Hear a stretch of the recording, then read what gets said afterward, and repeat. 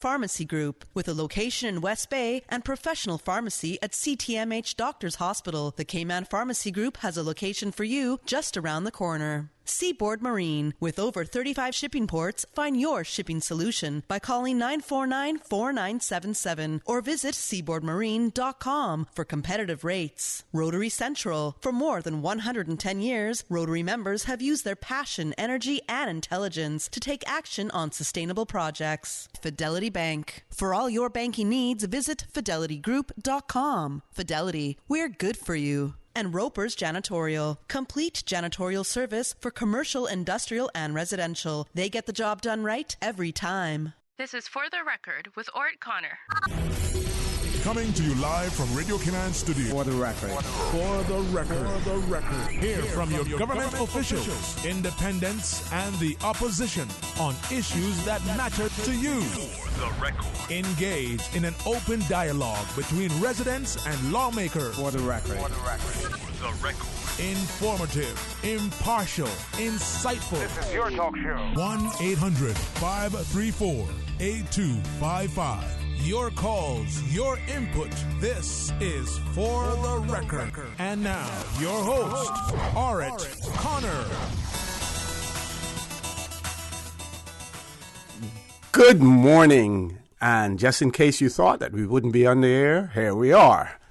Good morning and welcome to For the Record. Today is Friday, the 16th day of August 2018. The year is almost gone. 2019, sorry. The year is almost gone, and school almost ready to begin again, the school term. So for those of you who are on the roads of the Cayman Islands, whether you're a pedestrian, a cyclist operating any type of motorized vehicle on the roads, we urge you to be extremely careful, observe the rules of the road, remember the life that you save may be your own. For those of you who are celebrating birthdays today, we want to wish you a happy birthday, or if during the course of the weekend you're celebrating one as well, we want to wish you one, and we urge you, whatever you do, do it in moderation as well. For those of you who have lost loved ones, we extend our sincere condolences to you and hope and trust that your faith will help to carry you through these very challenging times. Folks, I want to thank you for allowing Radio Cayman and by extension For the Record into your homes, into your vehicles as you traverse the busy roads of the Cayman Islands, into your places of work, whether it be an office cubicle or if you're working in the outdoors. As you know, For the Record is a show produced by the staff and management of Radio Cayman, and it is geared towards keeping you abreast of issues as they arise and play out on the local, regional, and international scene. I am your host, Orrett Connor, and you're welcome to join me every Monday, Wednesday, and Friday from 7:30 a.m. until 10 a.m. Our phone lines are always open. There is always someone there waiting to take your calls. This morning, it is the voice of DJ Lynn. You can call us on a toll-free number provided courtesy of Flo. That toll-free number is 1-800-534-8255. You can also call us on 949-8037 and 949-6990. If you don't like to talk on the telephone, email us at For the Record. That is one word, For the Record, at candw.ky. WhatsApp us on 925-3261, where you can leave us a text message or send us a voice note. And you certainly can follow us on YouTube simply by subscribing to Radio Cayman live stream. This Friday, it is the time that we welcome members of the official opposition here in the Cayman Islands, and it is my pleasure to welcome none other than Honourable Arden McLean, Leader of the Opposition. Good morning, Mr. McLean. Welcome back to For the Record. Good morning, OC, and good morning to the broader Cayman Islands, and thank you very much for allowing me to come back on your show. I should point out that Mr. Suku is going to be a little late, and the other two of us that are regular attendees are off island with their families. Mr. Bryan and Mr. Sanders, they're off island with their families. Mm-hmm. So it won't be until possible the next Friday that they will be back. But thank you very much. I just want to make an announcement real early for the people of East End, and that tomorrow from 11 till 4, we will be having the back-to-school giveaways at the George Dixon Park. And a little party for the kids, with bongs and castles and the like. And people may say, it's so hot, why are we doing it at 11 till 4? Well, you know how East Enders can cling together, eh? And one of their very own is going into the Miss Cayman pageant that night. So we had to coordinate this so that they can leave in time, especially the parents and those who are helping with it, leave in time so that we can get to the Ritz, I think it's at, for the Miss Cayman pageant, because an East End is going, and I would encourage people to, in particular East Enders, to go and show their support. Yes. Yeah, it's been a while we haven't had one there, but you remember in years gone by, we were always contenders in the Miss Cayman. And got some good placing as well. So it is now coming back. We've gotten those young ladies with a lot of confidence now in themselves, which is good, to go into beauty pageant and walk them stages. That takes a lot of confidence. And you can only commend them for coming up there to do that. Certainly. Time for us to go to commercial break. Short segment there, but we have lots more to go. We're here until 10 o'clock, so please stay tuned for the record. We'll be back immediately after this short commercial break. The Cayman Islands boasts of a long, colorful, and rich history. In tribute to our roots, Radio Cayman, the voice of the Cayman Islands, is pleased to bring you the Historical Vignette Series, sponsored by Cayman National Bank. Visit Cayman National Bank today for all of your financial needs. The Cayman Islands, He hath founded it upon the seas. The past half-century have offered Cayman a significant growth spurt. The 1950s were a launchpad year, with a number of hotels opening as tourism began to increase. In 1953, an airfield was opened in Grand Cayman, eventually replacing the seaplane service which had operated since the 1940s. Also in 1953, the Georgetown Hospital was opened and Barclays Bank, the first commercial bank, started doing business here. A few years later, in 1956, the weather station at Owen Roberts International Airport on Grand Cayman began operation. And then in 1959, Cayman received its first written constitution, which granted women the right to vote. And the Cayman Islands ceased to be a dependency of Jamaica. Radio Cayman's Historical Facts Vignettes are proudly brought to you by Cayman National, with branches on all 3 Cayman Islands. Visit Cayman National Bank today for all of your financial needs. When you need stability, think Business of the Year. Considering a new career opportunity, think Best Place to Work. When dependability matters, think Outstanding Workforce. In need of a reliable financial partner? Think Bank of the Year. When you seek excellence, think Cayman National. No matter how many accomplishments we achieve, we always set the bar higher. That's why we are the most awarded bank in Cayman, and we are proud to be your 2018 Bank of the Year. It was a day that changed my life. No words can describe the feelings of seeing my baby boy sick for the first time. The overwhelming feeling of fear to be responsible for his health and happiness became my priority. So I did what any nurturing mother would do when their baby is sick. I took him to get some of the best medicine possible. CTMH Doctors Hospital Pharmacy understands the importance of careful decisions you make every day for your family. Our staff work towards healthcare excellence and providing the most current and up-to-date training with pharmaceutical care, so you can feel confident in knowing that your family is safe with the right medication. At CTMH Doctors Hospital Pharmacy, we take care of your health.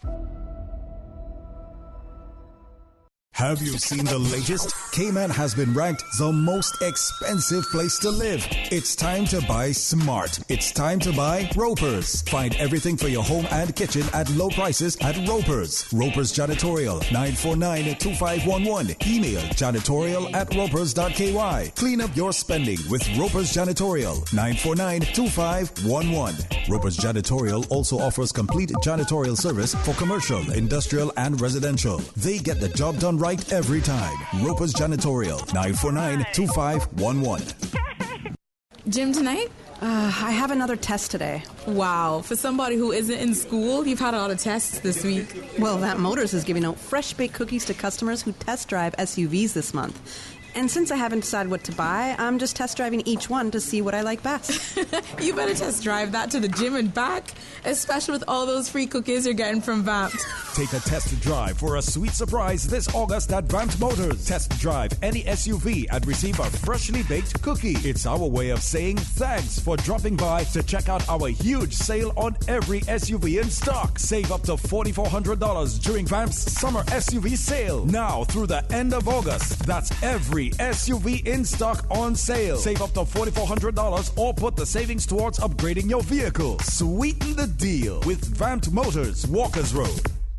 This is Caitlin Tyson, your reigning Miss Cayman Islands Universe, here to encourage you all to attend this year's pageant on Saturday, August 17th at the Ritz-Carlton Resort. It's going to be an amazing event. Tickets are on sale now at Sand Angels in Camana Bay and Funky Tangs in Georgetown. There's limited seating, so be sure to get yours soon. Thanks to our corporate sponsors, the Ministry and Department of Tourism, Cayman Airways, Hurley's Media, and Radio Cayman.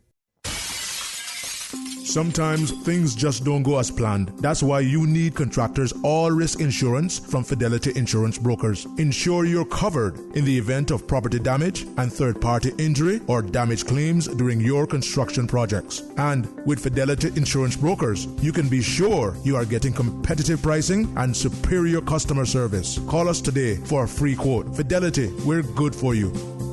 Stay up to date with the latest in healthy living and fitness trends every Saturday morning at 9:30 and Wednesday at 7 p.m. For the Health of It with Tara Bush. Most clinics in the United States, they kind of like one surgery fits all. You're saying, that's not necessary. That's not going to be the case with me. And that's good to hear. For the Health of It is proudly brought to you by GNC. Join the GNC community and take advantage of their discount days. The first 7 business days of every month and every Wednesday. GNC.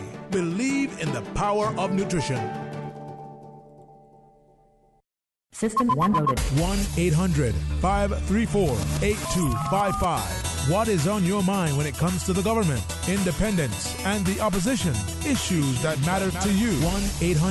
1-800-534-8255. Waiting to hear from you. For the Record. This is For the Record with Orrett Connor. Good morning and welcome back to For the Record. In the studio with me this morning, none other than the Leader of the Opposition, Honourable Arden McLean, and we will be joined by Mr. Suku, MLA Mr. Suku, later on as well. Have a letter here from that one of our listeners has written into one of the newspapers, and it's going to be published on Monday, hopefully, but they didn't have a problem, meanwhile, with me sharing it with the listening public, and it has to do with the delay in garbage collection. Now, I believe that some changes may have been, not changes, but some action may have been taken since then, but I'm going to share the letter anyway, and then I'll share later on what may have transpired since management has been in contact with the individual. The person wrote and said, I'm writing to express my concerns about the delays in garbage collection in the Prospect area, as well as yesterday's announced closure of the public drop-off. Honourable Minister of Commerce and Finance claim in your newspaper of August 14th that Cayman's finances are still going strong would mystify most persons given the situation where in a country that is seemingly rich as Cayman, there are monumental problems with garbage collection, recycling, etc., etc. Prior to the last 5 years, there was not a problem as garbage was collected twice per week. However, the population has been allowed to become 3 times larger with no plan to address this critical area. The staff of the Department of Environmental Health are helpful, courteous, and professional, but they cannot make changes without the proper leadership at the helm of their ministry. The newly appointed director is an outstanding civil servant. He needs the funding to support the necessary changes which will provide an excellent service. I sincerely hope that this government will take action as we all deserve better. So that was written to the editor of one of the local newspapers.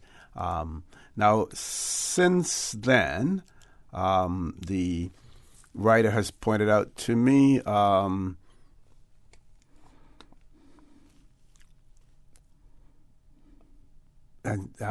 they have written as well, the very professional customer service rep, Miss Stacey Anderson, informed me late yesterday that due to these ongoing complaints, she has escalated my concerns to the management team. They are really doing their best, but this is also hurricane season, and they must get ready to allow us to do the same in terms of being prepared as well. And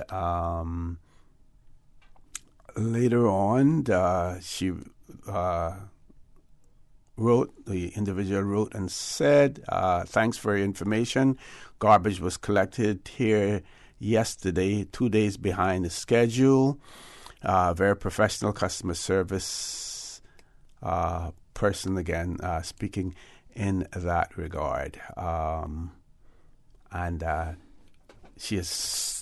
individual has since received correspondence from management, so management has been at least responsive, and I'll see what the management has what she has shared with the writer later on as well. Any comments, Mr. McLean, in relation to the garbage situation and the challenges? I think it's getting a little better than it was, 6 months ago? Mm-hmm. 6 months ago to a year ago.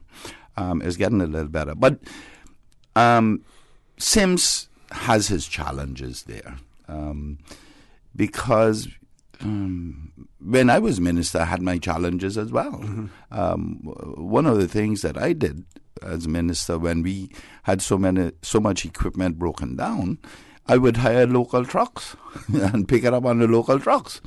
Now I don't know if that still holds true for that Sim has that flexibility. Mm-hmm. But that's the way to do it. Mm-hmm. Go and hire. It's a little more expensive. Of course you're going to pay premium for it. But hire trucks and seal their backs and throw the garbage up over the sides and go and dump it off. That's all you need to do, really. But he has his challenges, and that department has always had its challenges. You have to appreciate that equipment works around the clock. It's unlike your car that you drive to work and then back at home. And it wears out quite quickly. That's why before I left, I put in a system where we would constantly have new equipment on order, because there's an 18 months to 2 years turnaround on that equipment, lead time on the equipment. Mm-hmm. And so every 18 months, we were scheduled to receive 1 to 2 trucks. And I would put you into the second budget, And that's how it, I don't know if it's still like that, because obviously they had to recently rush up their crisis to order trucks, which never did come. But wasn't there some indication at some point in time that the trucks had been ordered, and then there was a reversal on that, and they actually were not ordered? They weren't, and I was dismissed by the minister in Parliament as well when I said that you can't get them in by January if you haven't ordered them yet. And he said, well, this is a new administration and we can get it done. Well, we're still here and those trucks haven't arrived yet either, and that's 2 years now. But they have long lead times. I mean, people don't just... These trucks are being made to order because the demand for them. But you see, Sims is dependent upon other departments to assist him, and then the other departments, especially those repair department, DVES, is dependent on overseas suppliers, and it has a cascading effect, and it falls right down onto Richard Sims, the DEH, but that must have priority. Most people will have been saying, "Oh well, what about the tourists seeing it?" That is negligible as far as I'm concerned. What I'm concerned about is this creating some kind of airborne disease or something in our country. We have no place to put the people. But like I said, it's much better than it was. If that's any consolation. I don't know if that's any consolation, but it's a little better. Okay, and I found a response, but we'll share that later on, as well. We've reached 8 o'clock news time. Folks, please stay tuned. For the record, we'll be back immediately after the 8 o'clock news. Price Right is Grand Cayman's warehouse shopping superstore, making your dollar go further with huge savings and no membership fees. Get more of the things you use every day at the right price. But it's not just grocery and health and beauty. Price Right has a full range of products from office to automotive, patio furnishings to kitchen appliances, and even electronics. And since warehouse prices mean savings for you, everything is priced right at Price Right, Grand Cayman's warehouse shopping superstore. The voice of the Cayman Islands. 89.9 FM in Grand Cayman and 93.9 FM in Cayman Brac and Little Cayman. Silver wings shining in the sunlight. Radio Cayman. Access to information. Your community. News and information. Radio Cayman is your choice, your voice for today's biggest news. Radio Cayman.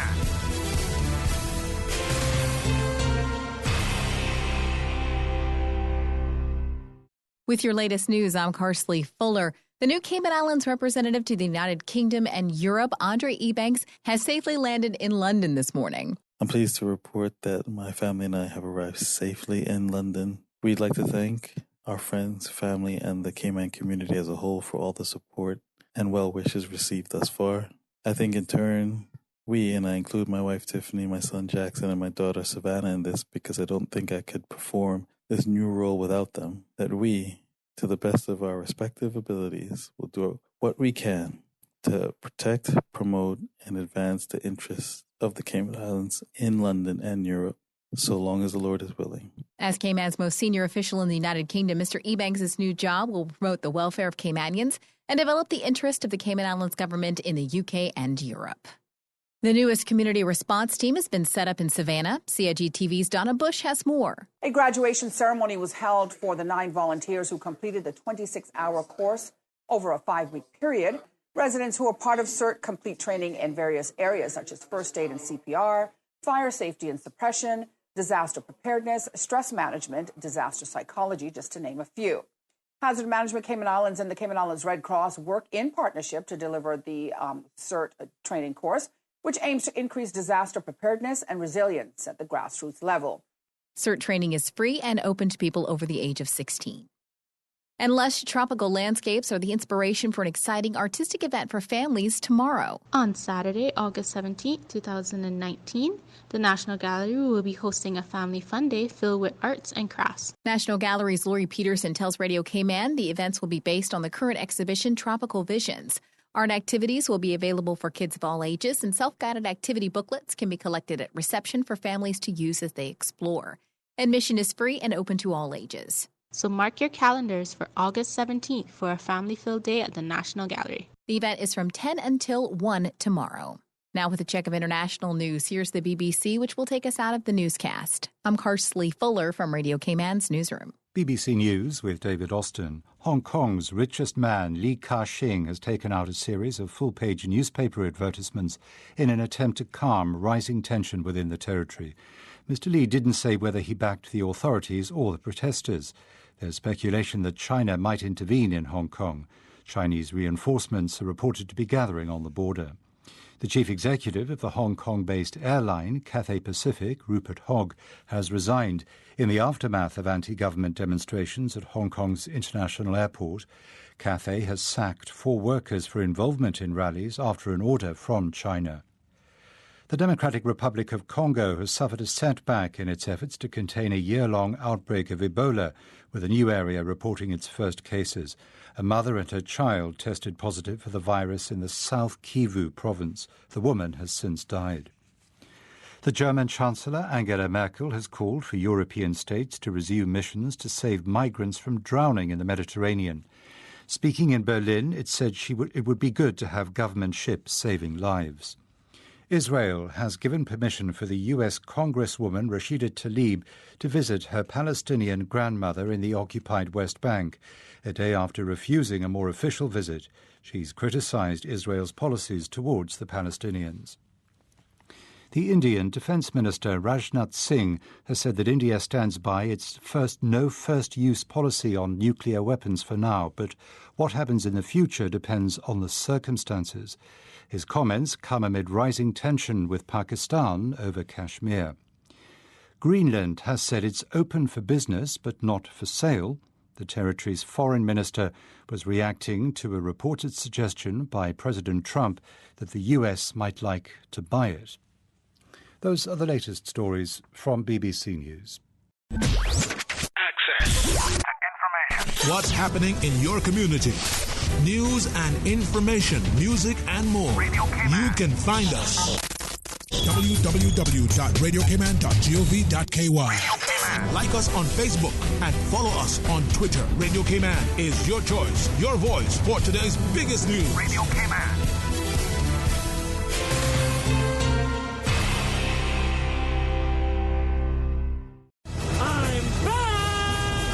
The best back-to-school sale is now at Reflections. Buy one, get one half price on all back-to-school shoes. Over 100 styles of your favorite brands. Nike, Adidas, Puma, Reebok, and more. Back-to-school savings on shoes for toddlers, children, teens, and adults. Buy one pair, get the second pair half price. Or buy one pair of shoes and get a backpack half priced. The best back-to-school sale at Reflections. Now located on Shedden Road, across from Napa Auto Parts. Beside Mango Tree. Reflections. It was great catching up with you. I've got to go pick up my prescription at Healthcare Pharmacy in Grand Harbor. But you live in West Bay. Do you know you can go to Healthcare Pharmacy in Governor Square, their second location? Really? Yes, and if you go to healthcarepharmacy.ky, you can refill and transfer your prescriptions online and collect at either location. That's so convenient. Thanks. I'm off to Healthcare Pharmacy in Governor Square. Healthcare Pharmacy Grand Harbor, Healthcare Pharmacy Governor Square, and always healthcarepharmacy.ky. Wednesday, August 21 at 4 p.m. You are invited to the grand opening of the new Superior Auto Apprenticeship Center on Seymour Drive. New opportunity, new beginnings, new home for Caymanian youth seeking career training and certification in high-demand trades like automotive repairs, air conditioning, refrigeration, plumbing, electrical, metal fabrication, and more. Come witness, celebrate the cutting of the ribbon. At 4 p.m. Wednesday afternoon, August 21, another milestone. The Superior Auto Apprenticeship Center, a not-for-profit program successfully training and creating employment alignment since 2010. Purpose and fulfillment. The Weather Report is proudly sponsored by Super Stitch Sewing and Fabric Center, your one-stop household store at 39 Pasador Place, Smith Road. Still offering the best prices in town. Call 949-2833 or go to superstitch.com.ky. Thinking of decorating your home or your apartment? Then Super Stitch is the place for all your household needs. We have sheets, comforters, bathroom accessories, curtains, and a whole lot more. We are the original curtain store with curtains for every room in the house. Some special known curtains for $10 a panel. Yes, just $10 a panel. Come see us today at Super Stitch. Super Stitch, your one-stop household store at 39 Pasadena Place, Smith Road. Still offering the best prices in town. Call 949-2833 or go to superstitch.com.ky. Listen, good morning. This is your 8 a.m. weather update brought to you by the official public weather forecast, Cayman Islands National Weather Service, and brought to you in part by Super Stitch. Winds outside currently southeast at 5 knots. Temperature is at 85 degrees. Barometric pressure is at 1016.5 millibars and rising. Relative humidity currently at 86%. Synopsis indicates isolated showers are expected over the next 24 hours as a tropical wave moves across the area. Moderate winds and seas are expected as a pressure gradient increases across the northwest Caribbean. Radar images show scattered showers over the Cayman area moving towards the west. Forecast for today, partly cloudy to cloudy skies with 40% chances of afternoon showers and thunder. Temperatures will rise to the low 90s. Winds will be southeast to east, 10 to 15 knots with higher gusts. Seas expected to be moderate with wave heights of 3 to 5 feet. Taking a look at tonight, partly cloudy skies. Again, 40% chances of showers and some thunder. Temperatures will fall to the upper 70s. Winds will be east to southeast, 10 to 15 knots with higher gusts. Seas expected to be moderate with wave heights of 3 to 5 feet.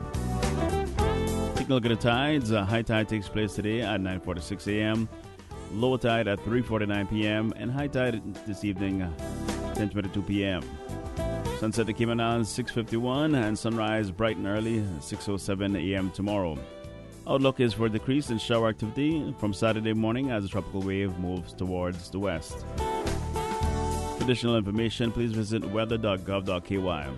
This has been official public weather forecast prepared by the Cayman Islands National Weather Service and brought to you in part by Super Stitch.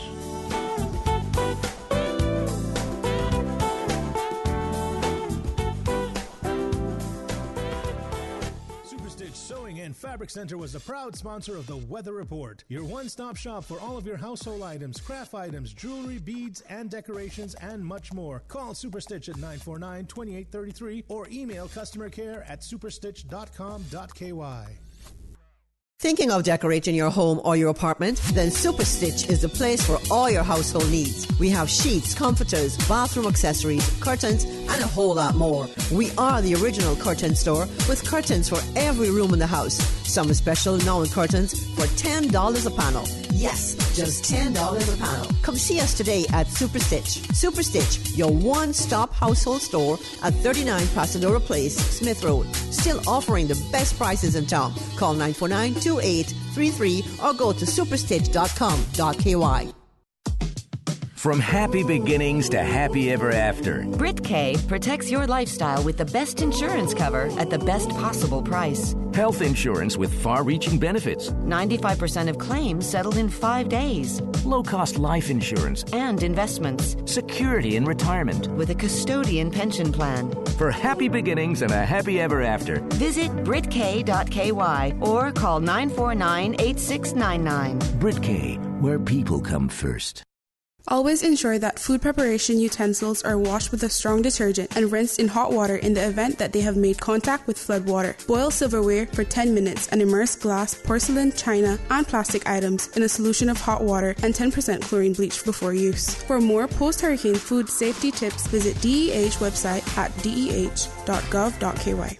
The Elections Office continues the door-to-door verification on cruise port referendum petition signatures. Verifiers will visit assigned addresses Monday to Sunday between 9 a.m. and 8 p.m. Officials are identifiable by their branded colored shirts and Election Office-issued ID cards. To confirm your signature, petitioners must present a valid ID and review and sign a provided verification form. The form will include your voter registration information and the proposition contained in the referendum.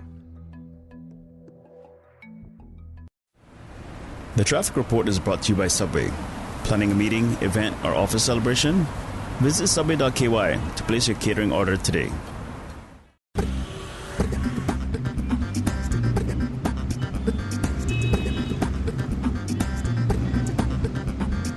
pleasant good morning to our drivers out on the road. This is your 8 a.m. Traffic update brought to you in part by Subway. Coming in from the east, things begin to slow down by Lantern Point as well as in the Prospect area. And, of course, moderate flow of traffic between the Kings Roundabout and heading on to Linford Pearson Highway. As you get in towards Bobby Thompson Way, things begin to slow down a little bit as you head towards the C&B Roundabout and off of Smith Road. Around the airport area, alternated traffic. Smooth flowing traffic between the areas of Godfrey Nixon Way and Eastern Avenue.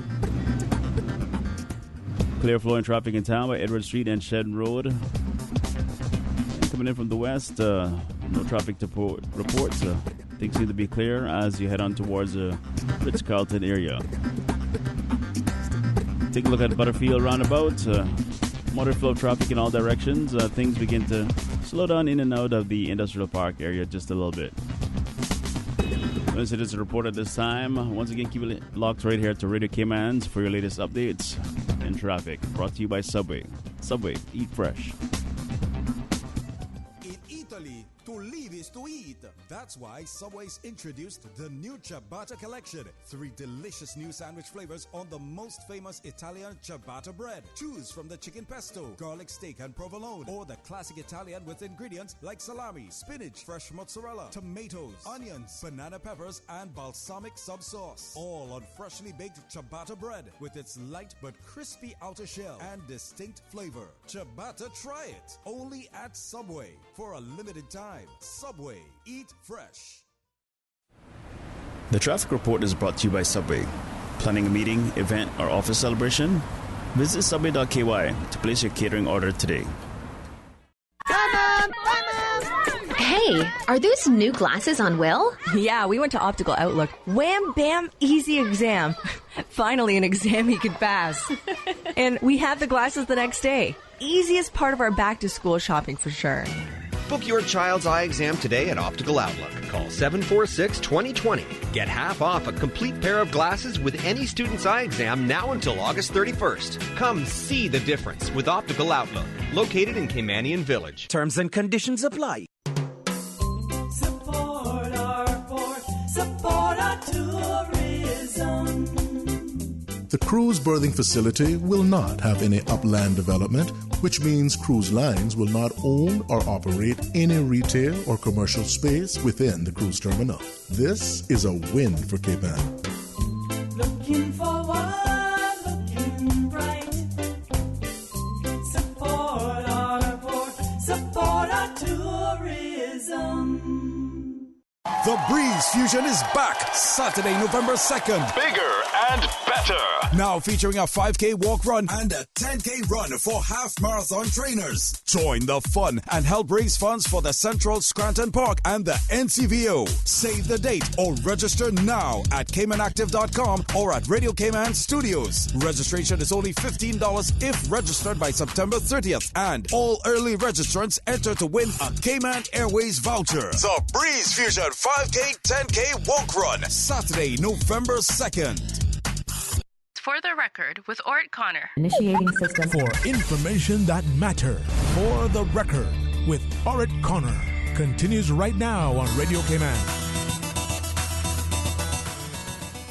Good morning and welcome back to For the Record. We're back on air again. It is my pleasure to welcome in the studio with us now none other than the deputy leader of the opposition, Mr. Alva Suku. Mr. Suku, good morning. Welcome back to For the Record. Morning, OC. So good to be here. Apologies for arriving a little bit late, but I was listening on the way in and I saw that my leader of the opposition was handling things pretty well. So, but it's a pleasure to be back, and I'm looking forward to lots of conversation with your listeners. Certainly. Anything you want to talk about in terms of your constituency? Anything's happening? Well, we had our back to school. It was a family fun day. We had that a few weeks ago. That was a good event. A lot of people came out. It was hot, but a lot of people braved the heat and came out and enjoyed themselves. Currently doing a lot of work with constituents, dealing with some private matters. That's been keeping me quite busy. And Not surprisingly, what has resurged now that we're getting down to the wire is people are now contacting me to sign the petition for the cruise berthing. So I've had people actually contact me up to yesterday wanting to know where they can sign it. That caught me a little bit by surprise, because I thought most people who would have signed, but there's still people out there. And so what we've done is extended an opportunity. I will go door to door in Newlands for anyone who wants to sign the petition and assist them in doing that. And we've been providing people information on where they can go to get verified and so on, because we see that is coming down to the wire now. But so far, there's been quite a bit of involvement in Newlands. Quite a few people in Newlands signed the petition and are now waiting patiently to see what happens next. Right, for verification. Yeah, it would make sense then, any new sign-ups, that the verification form should be done at the same time. Otherwise, this process in terms of verification goes on and on and on. And I think the last indication was that they were up to something like 85 point something %. Yeah. In terms of verification. So. Yeah, and I think what the CPR group is doing is creating a buffer in case any names are rejected and so on. But it is telling that people are still out there looking to sign the petition. Unfortunately, because I have a petition book, so when I go and get someone to put their signature on it, I can't verify them. But what we do is point them to the elections office or ask them to call and get them to come out. But the response in Newlands was overwhelmingly in favor of having a referendum. Okay. And I've talked to quite a few people in Newlands about that. Excellent. We have a caller. Let's go to the phone lines. Caller, good morning. Welcome to For the Record. Good morning, Mr. Orrett Connor. Morning, sir. How are you? Okay, and good morning to Honorable Leader of the Opposition, Mr. Ard McQueen, and the Deputy Leader of the Opposition, Mr. Albus Suku. Morning. Yes, I have a great concern when it comes to recycling. I work on the beach in the tourism department, and I have a lot of tourists asking when they're putting garbage, when they have garbage to put in the garbage can, such as cans and plastic bottles, water bottles. If we do recycling,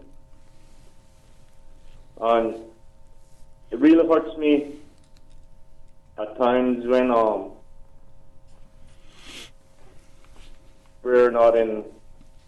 we don't have garbage separated in order to be recycled in the proper way. I think government needs to make this a law when it comes to recycling. Residents should have their garbage in front of their premises separated, such as plastics, bottles, cardboard, and so forth, in separate garbage containers. But the government has to do their part too. The government now has to come in now and get the finances and provide the trucks to pick up this recycling garbage in separate trucks. Or if it's possible, you all can get one truck that when they do put the garbage in the truck, it's in separate spaces. But I think it's time now that government make this a law.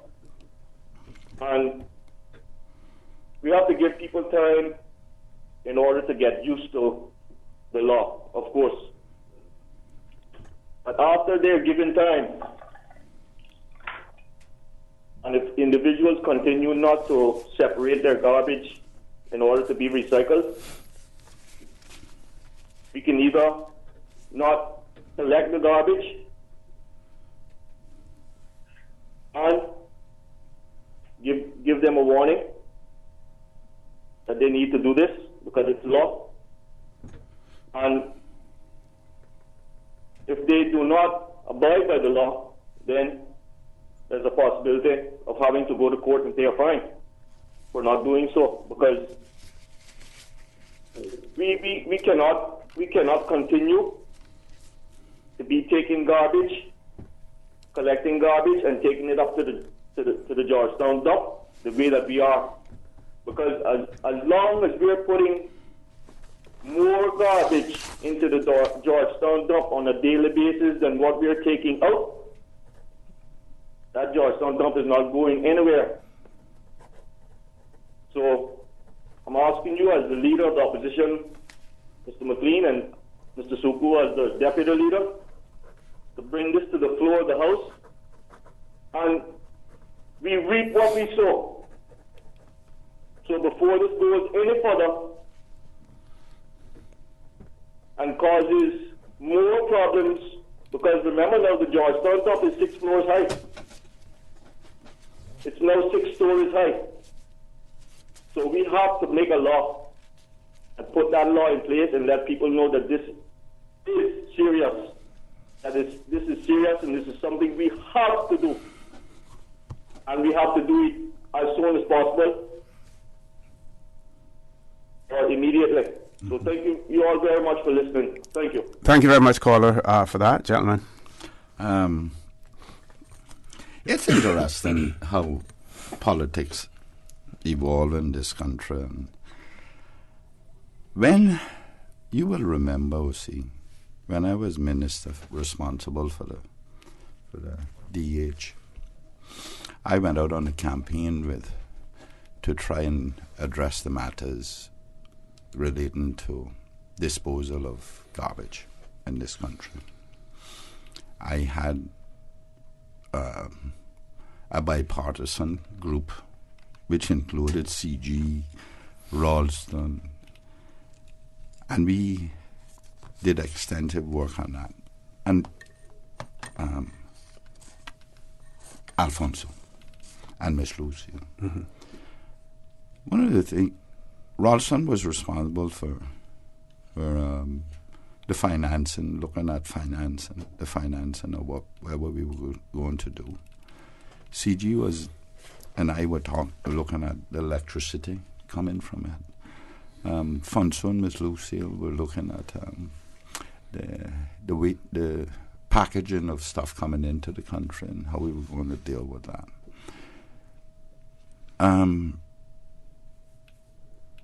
One of the concentrations that we were on were mass burn, but also recycling and reuse. Fonso did extensive work on that, about the same things he's talking about, trucks, with the compartmental trucks, which are readily available wherever you go in the world.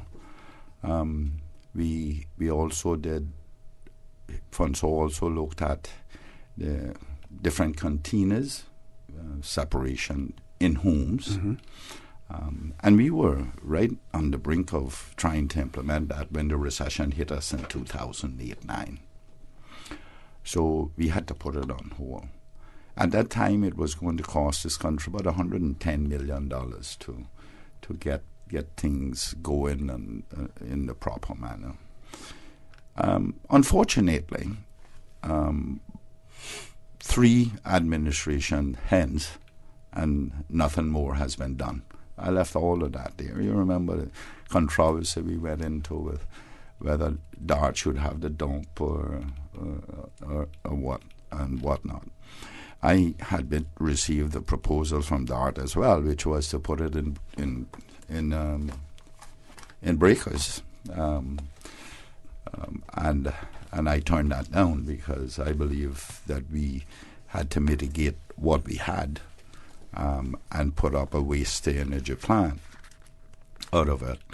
I'd had many proposals on different methods. that were not proven, really. Mm-hmm. Now we're talking about them being proven now. And so there are different methods of doing it out there now. But the key to what this gentleman is talking about was the separation.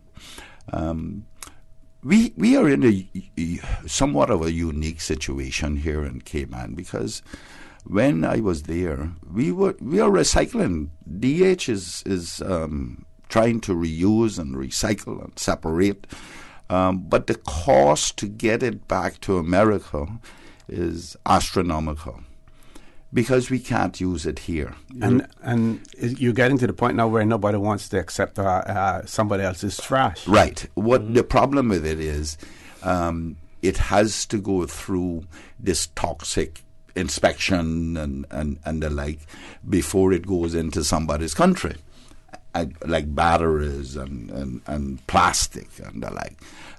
That's unfortunate.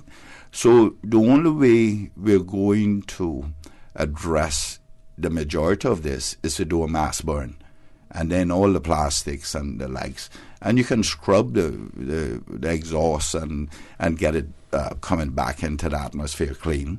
But the likelihood of us using that stuff, we are not an industrial country where they melt that plastic down and reuse it, and the likes. And we are dependent upon another country doing it for us, and that's where we get ourselves in trouble. I would like to see it. You know, the funny thing about it was, when this is over 10 years ago, when I was doing that, it was the expats who were supporting me. They were the ones who were behind me, pushing me to get something done. Because we as Caymanians were not accustomed to separating and the likes. The only time you see it if you go overseas, then I think Winston them came in and started buying some of the containers. We had sourced the containers and all that before we had to shut it down. I think that's one of my biggest political regrets, that I didn't get that done. That will haunt me for the rest of my life. So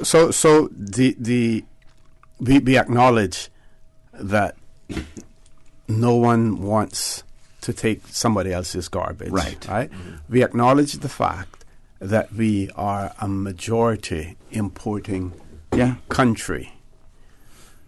Why aren't we placing more emphasis on the quality of the products that we import? We have made a half-hearted attempt at plastic, the plastic bags, right? That's so what we do, we charge you, was it 5 cents for if you want one? That's really not a deterrent. We have seen other jurisdictions who have taken the bold step of banning them altogether. Jurisdictions where we, in our height and mightiness, will claim that, we're much more advanced than they are, but yet they're taking these steps that will help to protect the environment. But we're in the Cayman Islands, we're not doing it at all. There is no emphasis whatsoever on looking at the quality of the products that we import, whether or not they're environmentally friendly. We're not doing that at all. And to me, that is a low-hanging fruit. Well, that's interesting you brought that up. In 2015, I think, the European English branch of the CPA started a program about development, and they asked me to go to speak in Trinidad on it for this region. A number of other politicians and scientists and the likes were there. Then I was supposed to go to the House of Lords to speak on it, but I sent Winston. Winston, Byrne and myself went to Trinidad. That's where the conference was held. And I heard them with this same thing, in particular the scientists, about banning the plastic bags. And of course, I had to get myself embedded in that. And I said to them, I support banning plastic bags, but that's a drop in the bucket. You don't ban plastic bags. Like I see the kids here now, I would like to talk to them and try to get across to them my view on this. And what I said to those people down there was that you ban the plastic bags, the shopping plastic bags. You give us one of these bags that I have one here. The cloth bag or the reusable bags, the canvas or whatever. You give us those, we give them, we buy them, whatever, you need to find somewhere cardboard boxes or whatever to get your groceries out of the stores. Well, what you're putting in those bags is wrapped in plastic. Mm-hmm. If you're going to stop plastic, we're going to stop it. Yeah. I think we have jumped on the plastic bag thing because of the campaign of it being in the sea, it getting to the sea. That's a part of it as well. Yeah, yes. and I think that's what is foremost in people's eyes. Every day you see the TV ads. But look this on the thing side. look like a nice bowl. Look on the roadsides and everything else. You Look see at the them plastic all bottles. over. Look all at the over. this, Yes. the that. Yeah. And those are going into our landfill. So we're not recycling them in the sense of melting it down. We can't do that. Mm-hmm. So why don't we just ban them all together, bring in drinks and cartons? What's wrong with us having a different way of looking at life? And it's the same drink, it's just in cardboard cartons, and they are readily available throughout the world. Mm-hmm. You got aluminum, you got Pepsi, you got Coke, you got all of those, and we import them constantly, but we're only concerned about one plastic bag. And of course people are saying that you need to start somewhere. Well, we need to start somewhere. We need to ban them all. That's where we start. Let's do it now. And of course it will not happen overnight, but and I said to those people in Trinidad that it may take us 10, 15, 20 years. But if you put a ban on it now, that's when it will start. Mm-hmm.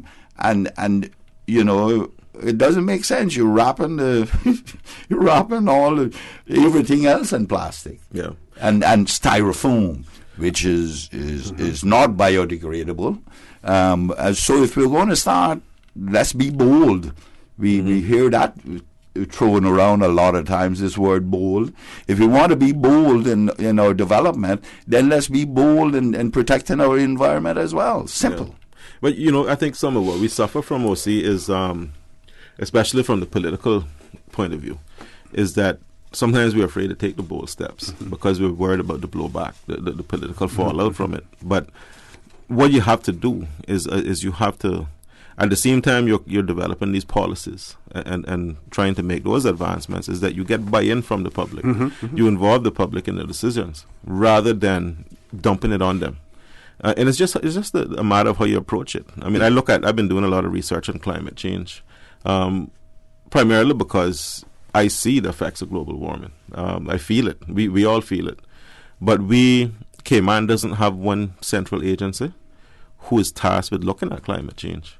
Now, while we are small and our contribution or our policies may not have a global impact, we are going to be affected Precisely. by it. Initially, probably more than in any other place. So what we need to do is become influencers. Our climate change policy can't just be about Cayman. It has to be about the region. And as you said earlier, we pride ourselves on being so developed and advanced. But then we should be the leaders in these areas. It is short-term pain for long-term gain. But we have to make sure that we are leading that charge. Okay. We have one caller. We're going to ask the caller to hang in there. We're going to take a commercial break because we don't want to have to abbreviate the caller's conversation to go to the break. So we're going to take the break. That'll give us enough time to talk with the caller. Please stay tuned. For the record, we'll be back shortly. Congratulations, it's a boy. During the greatest events of your life, whether or not you have the right health insurance coverage should be the last thing on your mind. That's why at Fidelity Health, we are committed to helping you get matched with the right plan to suit you and your family. We offer a range of plans to suit your budget, plus access to a network of quality care throughout the Caribbean and the USA. You can relax and enjoy life's greatest moments when you are covered with Fidelity Health. Call us today at 949-7822 for a free quote. Have you seen the latest? Cayman has been ranked the most expensive place to live. It's time to buy smart. It's time to buy Ropers. Find everything for your home and kitchen at low prices at Ropers. Ropers Janitorial, 949-2511. Email janitorial@ropers.ky. Clean up your spending with Ropers Janitorial, 949-2511. Ropers Janitorial also offers complete janitorial service for commercial, industrial, and residential. They get the job done right every time. Ropers Janitorial, 949-2511. It was a day that changed my life. No words can describe the feelings of seeing my baby boy sick for the first time. The overwhelming feeling of fear to be responsible for his health and happiness became my priority. So I did what any nurturing mother would do when their baby is sick. I took him to get some of the best medicine possible.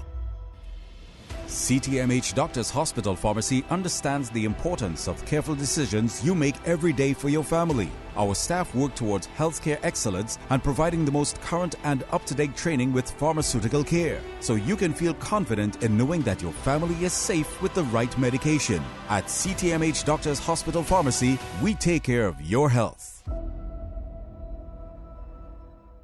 Hi, Cayman. Born and raised in Central Georgetown, I am 25-year-old Mahalia Seymour, your contestant number 1 in this year's Miss Cayman Islands Universe pageant. I'm an advocate for mental health awareness and a speaker for the silent voices that are afraid to be heard. That's why I'm delighted to have the Alex Panton Foundation as our platform for this year. Being a dog mom, I've become obsessed with Cayman Salt Life, enjoying long walks on the beach filled with millions of selfies, of course, which has allowed me to partner with an eco-friendly organization, 4 Oceans, that helps to eliminate the amount of single-use plastics overtaking our oceans. I look forward to seeing you all at the Ritz-Carlton on August 17th for the big night. See you then.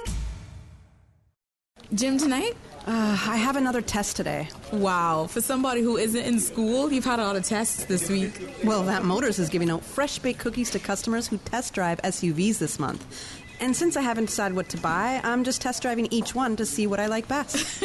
You better test drive that to the gym and back, especially with all those free cookies you're getting from Vamped.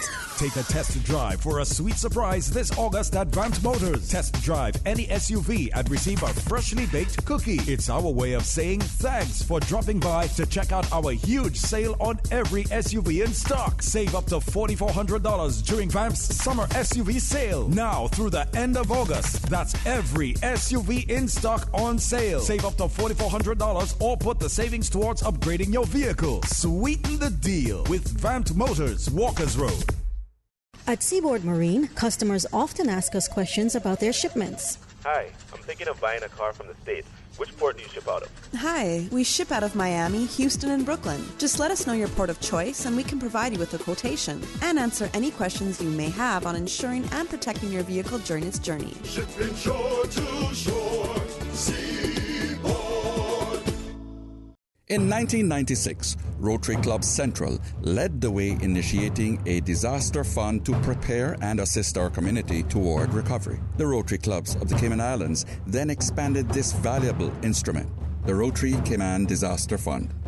Thereafter, Rotary District 7020, a group of 86 clubs over 10 countries in 16 islands across the Northwest Caribbean, grew this idea, the Rotary District 7020 Disaster Fund. Today, this Rotary Central idea has worked relief and recovery, assisting communities throughout this region. Rotary, with you before, during, and after. Rotary, connecting the world. Come out to the South Coast Bar and Grill this Friday, August 16th for the second annual Cayman Night. There will be live music by Rex and the band, Bonafide, Wild Nice, Lame, DJ Blue, and DJ Archie of Unit Force. Also featuring Rena Connolly, Philip and Molly Ann Bryan, Andy Martin, and special appearances by Swanky. Music starts at 9 p.m. and goes until 2 a.m. Admission is donations to assist Stan Ebanks with medical expenses, so don't miss the second annual Cayman Night at South Coast Bar and Grill this Friday, August 16th from 9 p.m. until 2 a.m. with Cayman's top musicians and admission by donation. See you there. For the record, with Orrett Connor. Initiating system. For information that matter. For the record, with Orrett Connor. Continues right now on Radio Cayman. Good morning and welcome back to For the Record. We're going straight to the phone lines because we've had a caller waiting for a while. Caller, good morning. Welcome to For the Record. Hi. Morning, OC. Good morning. How are you? Good, good. I think it's Arden and Alva. Yes. Okay. Yes. Good morning. Morning. Caller, are you there? Yes, hi. Hi. I may have to call you back because I've just got a message here on my phone, but I just wanted to say really quickly that people seem to have a sincere misunderstanding of what recycling is in this day and age and how it works, including myself. And recently I benefited from an NPR podcast that really educated me in a way that, I had no idea that basically an issue that the U.S. is having right now is nobody wants to purchase their recycling. So originally the Chinese were taking it, and the Chinese have said, we've had enough of your junk. Apparently there are very specific criteria to how you handle recycled materials. The consumers don't get that. A lot of the recycling plants are not getting that, and it's simply not a profitable business. Right. So as a result of that, the Chinese have said, we're not taking it anymore. And Sorry, we lost her. Yeah. I think so. I think we lost the caller. But she she said she will call back, hopefully. But she's right. Well. And I touched on that earlier. Nobody wants to take that. You have to go through all kinds. It's not worth it. I know when I was there, we were sending out batteries by the container full. It's costing us an arm and a leg to send those batteries back out. I mean, when the battery comes in, when a vehicle comes in, or you go and buy a battery, there's a tax of, what is it, $2? $2, I believe. I think it's $2 now for the batteries, $2 or $5. I don't even remember. It's been so long. But that is not a drop in the bucket to dispose of those batteries. It's not a drop in the bucket. And tires as well. It's not a drop in the bucket. You remember I went and bought a shredder with the hopes that we could shred that. I think it might have been 1 inch by 3 inch or something. Now, the difficulty we found ourselves in then is that the people to recycle anywhere else tires, you have to take out the steel in it. Yeah. You can't just cut it up. You have to take out the steel. And taking out the steel, that was a $3 million piece of equipment, as opposed to the one to chop it up was like $500,000-$600,000. So we thought we would do that and then compact the storage area so we could have control over it and over it to avoid it catching fire so often. And that's what we did, but they won't take it. I mean, cardboard was packed up down at the landfill. I even had to build a building at the landfill. You remember, for the processes to process it. But it just stays there, and then there were people in this country who then started filling in their properties with it because it's biodegradable. Okay. Yeah, go ahead.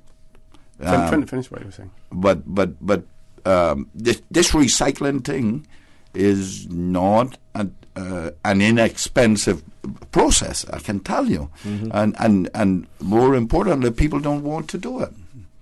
So that's why it's more important then that you concentrate more on materials that are biodegradable That's as right. opposed to anything else. Yeah. We have one caller. Let's go to the phone lines. Caller, good morning. Welcome to For the Record. Good morning, Mr. Connor. Morning, sir. How are you?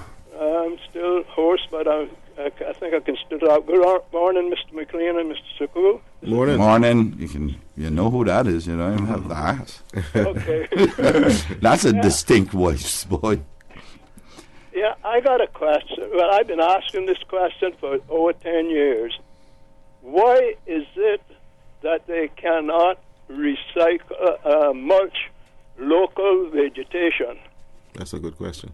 I only hear about Christmas trees. It's over 10 years. In fact, I met a minister one Sunday morning, I'm not going to call his name, up at the dump. And I asked him, why do they recycle all of that? And I gave him all of those holes that material is extracted up there in Eastern District for marl and all of that.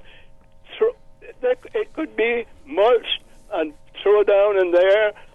Not in my lifetime, or probably yours, but if the war lasts long enough, that would become soil, and you could plant something in it. It is. I could give you so many instances where these things could be. Because I understand they got the machine that they call it the beast or something like that. Why don't they use it? Well, every day I'm here. I live on Walker's Road. I see these people that work in gardeners passing. I'm sure it's 24 trucks every day going up there. That is a waste of good material. And not only that, about recycling, I think I could teach a class on that. Because I'm going back a ways, not before my time, but I know I know about it. During the war, when they used to the garbage, they used to recycle that, grind it. They grind it because the submarines, it would dissipate in the water, and the submarines could not follow the ships and see where they were going and sink them. Why can't we do the same thing? And it's not an expensive. We don't have to buy everything that's brand new. You could convert one of these old condensed cement trucks. You remember the old meat grinder before we had all this electricity that you used to grind things up in? By hand, yeah. Mm-hmm. It could be made. It don't have to be imported. It could be made. I know people here in Cayman. It is so simple, but I guess that's what why nobody take anything I said, because it's so simple. But it don't have to be this expensive. But sir, and I keep saying, you see our glory, you don't know our story. Let's go back when I was a kid. There was no such thing as a garbage dump in this country, you know. Mm-hmm. Everything was used, reused. Even the little cans that the milk came in would turn into drinking cans. Mm-hmm. And the leaves, the yard waste was burnt in the backyard. We have become sophisticated and so concerned with the environment and people's health and stuff. We migrated to the point where we had to have a dump there where the cricket field is, which then moved down to where it currently is. And when I was there, and we made some mistakes, sir. I will readily admit to my mistakes in that arena. I also bought a lot of those, at least two or three of those beasts to chop that yard waste up. You remember when Paloma came in at Kim on Bragg, we lost one of them up there that I had taken up there, and within 2 weeks I had another one there.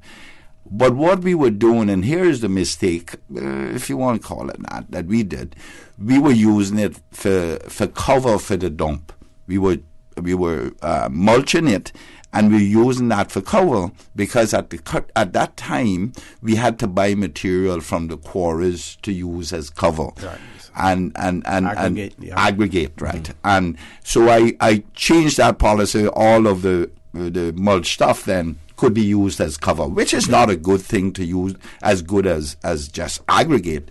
But it was much cheaper for me to use that for cover. So maybe we should have, from then, started a program, putting it out where people could use it in yard and sell it and what. Cap, you still there? Yeah. Okay. So Cap, maybe I started that mistake. Maybe it's time to correct it. Yes. What I would like to see is and I've had many people actually approach me about doing this, is having district mulching and composting. I guess you call it a depot, rather than send everything down to the landfill. But that was part of our plan when we were doing it as well. We were identifying places in each district. We have not done it. We have not progressed that any further, or I don't even know if we have looked at it. See, what Captain Paul is saying basically is we do it on Christmas for Christmas trees. Yeah. Why can't we continue to do it, all of the time, as well? Cap? Yeah, that's right. And it's another thing, another suggestion I got. Because we did it after I remember when the landfill couldn't take it, it was burning these things. Why don't we have a location on the south side of the island and one on the north side of the island? When the wind is blowing from the northeast and northwest, burn it, and if you burn it every day, it will not accumulate. When the wind is on the south side of the island, you burn it on the north side. Because the little bit of pollution that we would make, air pollution there, is negligible. We're 150 miles away from Cuba or something like that, and that would dissipate. That's not like these big factories in the United States and the industrial places that belching this tons of smoke out there every minute for 365 days a year. I never heard any complaint after I went on the board, and nobody complained about the pollution. But Cap, it may be a little more detailed than that. What happens is that you have to separate the stuff, because the yard waste, there's not that much in that, but when you apply heat. But when you apply heat to things like pressure-treated wood, you're now looking at arsenic that comes as a result of it, and other toxic chemicals that come from that reaction to heat.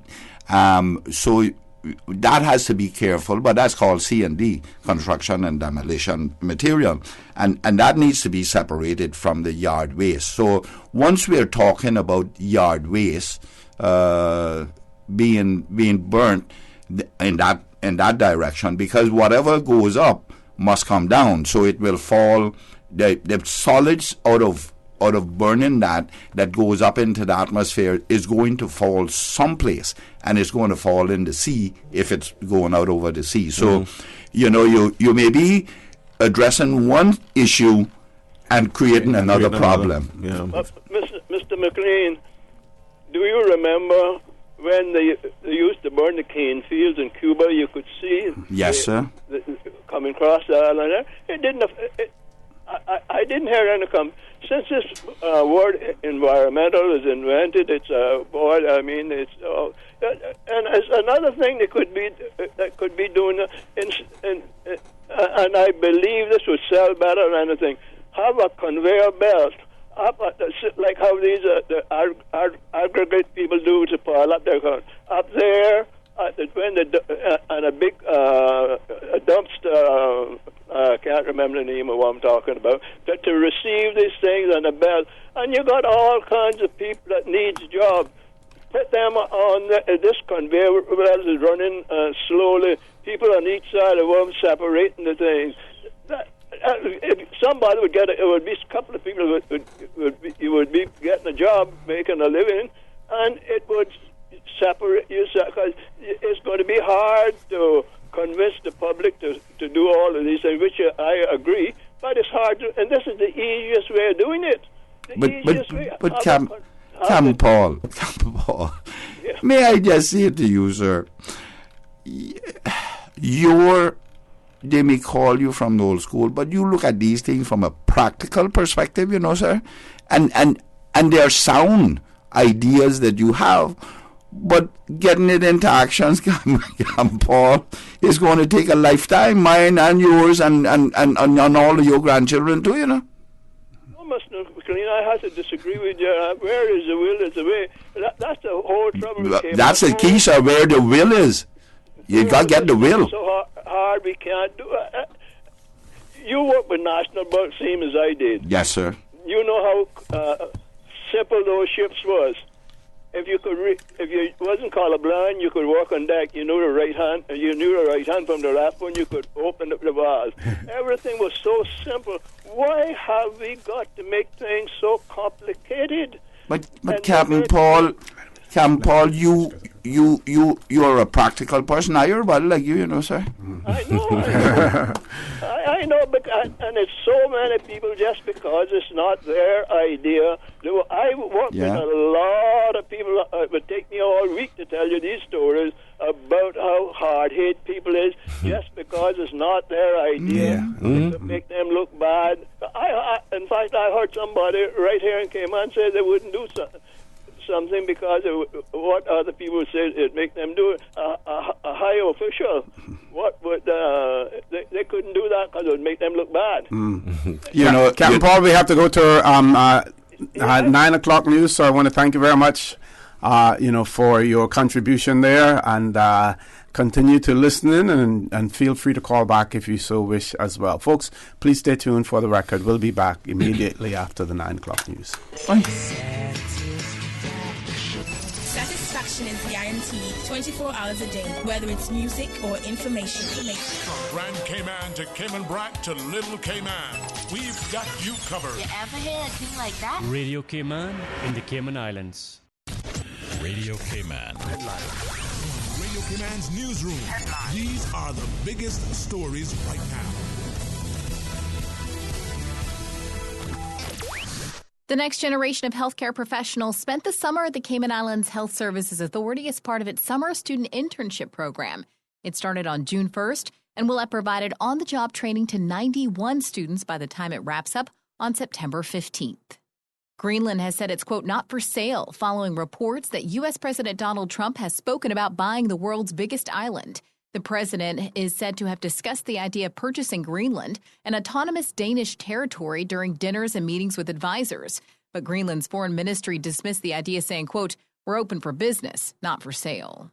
North Korea has rejected any further talks with South Korea, calling its decision, quote, completely the fault of South Korea's actions. It issued a statement in response to a speech by South Korean President Moon Jae-in on Thursday. Meanwhile, early today, North Korea fired 2 test missiles into the sea off its eastern coast. It's the 6th such test in less than a month. Those are your headlines. I'm Carsley Fuller. Radio Cayman, the voice of the Cayman Islands. What's happening in your community? News and information, music and more. You can find us. www.radiocayman.gov.ky. Like us on Facebook and follow us on Twitter. Radio Cayman is your choice, your voice for today's biggest news. Radio Cayman.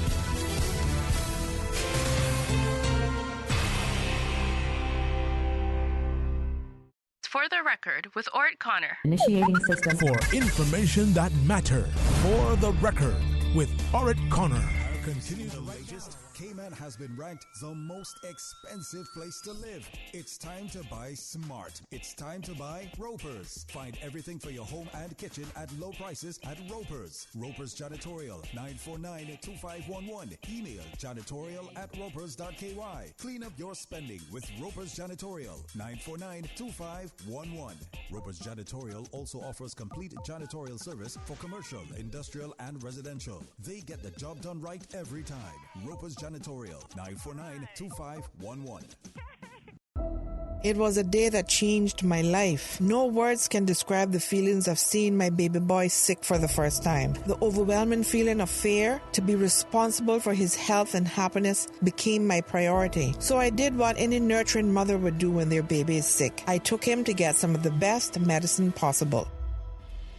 CTMH Doctors Hospital Pharmacy understands the importance of careful decisions you make every day for your family. Our staff work towards healthcare excellence and providing the most current and up-to-date training with pharmaceutical care, so you can feel confident in knowing that your family is safe with the right medication. At CTMH Doctors Hospital Pharmacy, we take care of your health. In 1996, Rotary Club Central led the way initiating a disaster fund to prepare and assist our community toward recovery. The Rotary Clubs of the Cayman Islands then expanded this valuable instrument, the Rotary Cayman Disaster Fund. Thereafter, Rotary District 7020, a group of 86 clubs over 10 countries in 16 islands across the Northwest Caribbean, grew this idea, the Rotary District 7020 Disaster Fund. Today, this Rotary Central idea has worked relief and recovery, assisting communities throughout this region. Rotary, with you before, during, and after. Rotary, connecting the world. At Logic, we make things better for our customers. It's why we're offering free Boost Wi-Fi. With Boost, you get improved Wi-Fi connectivity everywhere in your home, so there's no more dead zones. The only people we're not making this better for is parents. Because now with seamless Wi-Fi in every room in your home, go to your room isn't really the punishment it used to be. Sorry about that. Sign up now for any Logic Bundle package and get free Boost Wi-Fi for a limited time. Visit logic.ky for details. Support our port, support our tourism. The cruise berthing facility is able to be built within the anticipated budget and by a partnership that includes a Caymanian company, one of our own. This is a win for Cayman. Looking forward, looking bright. Support our port, support our tourism. For the record, with Orrett Connor. Initiating system. For information that matter. For the record, with Orrett Connor. Continues right now on Radio Cayman. Good morning and welcome back to For the Record. In the studio with me, Honorable Arden McLean, Leader of the Opposition, Deputy Leader, MLA Mr. Alva Suku. For the benefit of our listening and viewing audience, we will go straight through now until 9:30 without a commercial break. That will give us a little more opportunity for continuity in terms of our discussion. Captain Paul raised a very interesting and important point. I do recall after Hurricane Ivan, and one of the companies that was successful in obtaining a contract for the debris collection and removal brought in a huge tub grinder into the Cayman Islands. It was used. The tub grinder was used in the Northwest Point area. It was used at in the Central West Bay area. Was not Birch Tree Hill area, and I think it was used in Breakers, Frank Sound as well. North side. Yeah. One of the problems that we found with the debris that was ground up was because there was no separation. You had all sorts of construction material in there, metals and everything. So when there were people who expressed an interest in getting that ground up stuff and using it for ground cover and various other things. And when the Department of Environment did their testing, they found high levels of arsenic in there, mainly at that time we thought because of construction material, only later to also to find out that even the natural trees and natural wood in the Cayman Islands and elsewhere will produce certain levels of arsenic as well. Also, there were metal chippings in there because, like I said earlier, there was no separation of the material. Everything was just grabbed up, put into that tub grinder, and that could grind anything that was that was put in there.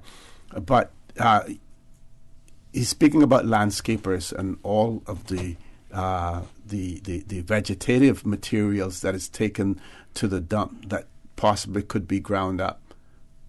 Put one side, and people can use it for ground cover and other things as well. The problem with that is there is value in it. There is, but long-term value. Nobody wants to go into. No, I have not seen any entrepreneur who is trying to do it. Someone should do it and bag it and sell it. Like how they do, we import it from the States and we don't know what's in that. That's chips and the legs. And I see someone was doing it up there, at least storing material, vegetated material there by across from the passenger line in Baba Butt's old pit there, see every now and again I see a lot of it there, and then they clear it out. I don't know what they do with it.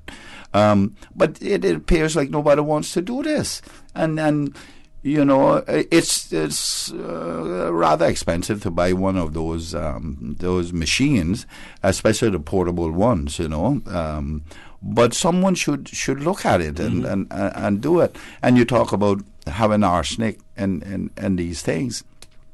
Arsenic is a solid, and it's going to fall. It's much heavier than the other things in it when you burn it, and it's going to fall, and it's going to fall right back on the earth, on the country, and it's going to be it's dangerous to people's health. I mean, we have found that out a long time ago, but nevertheless, it is a good preservative. You see, one of our listeners has written in and said, "Good morning, Mr. Connor. I can recall that a few years ago, an offer was made by DART to acquire the present landfill, build a new landfill in the backlands of Bordentown, along with state-of-the-art recycling facility. That offer was vigorously opposed.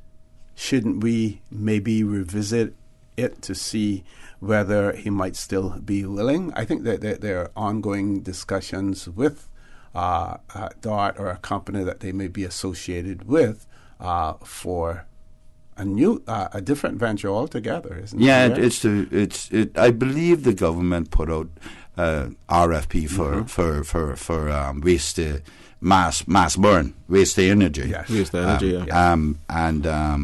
And they are looking at putting that at the current landfill, which is where I was looking at putting it.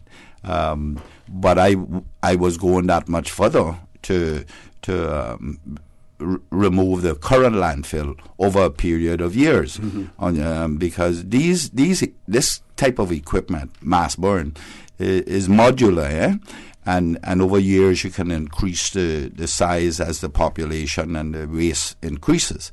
But I was going to dig out the dump, dig it out, and use that for the medium for it as well, in addition to our current amount. Yeah. I don't know if they're going to do that now, because when we did the study on that, there was some like 30-odd, close 40% of reusable soil that we could have gotten out of it.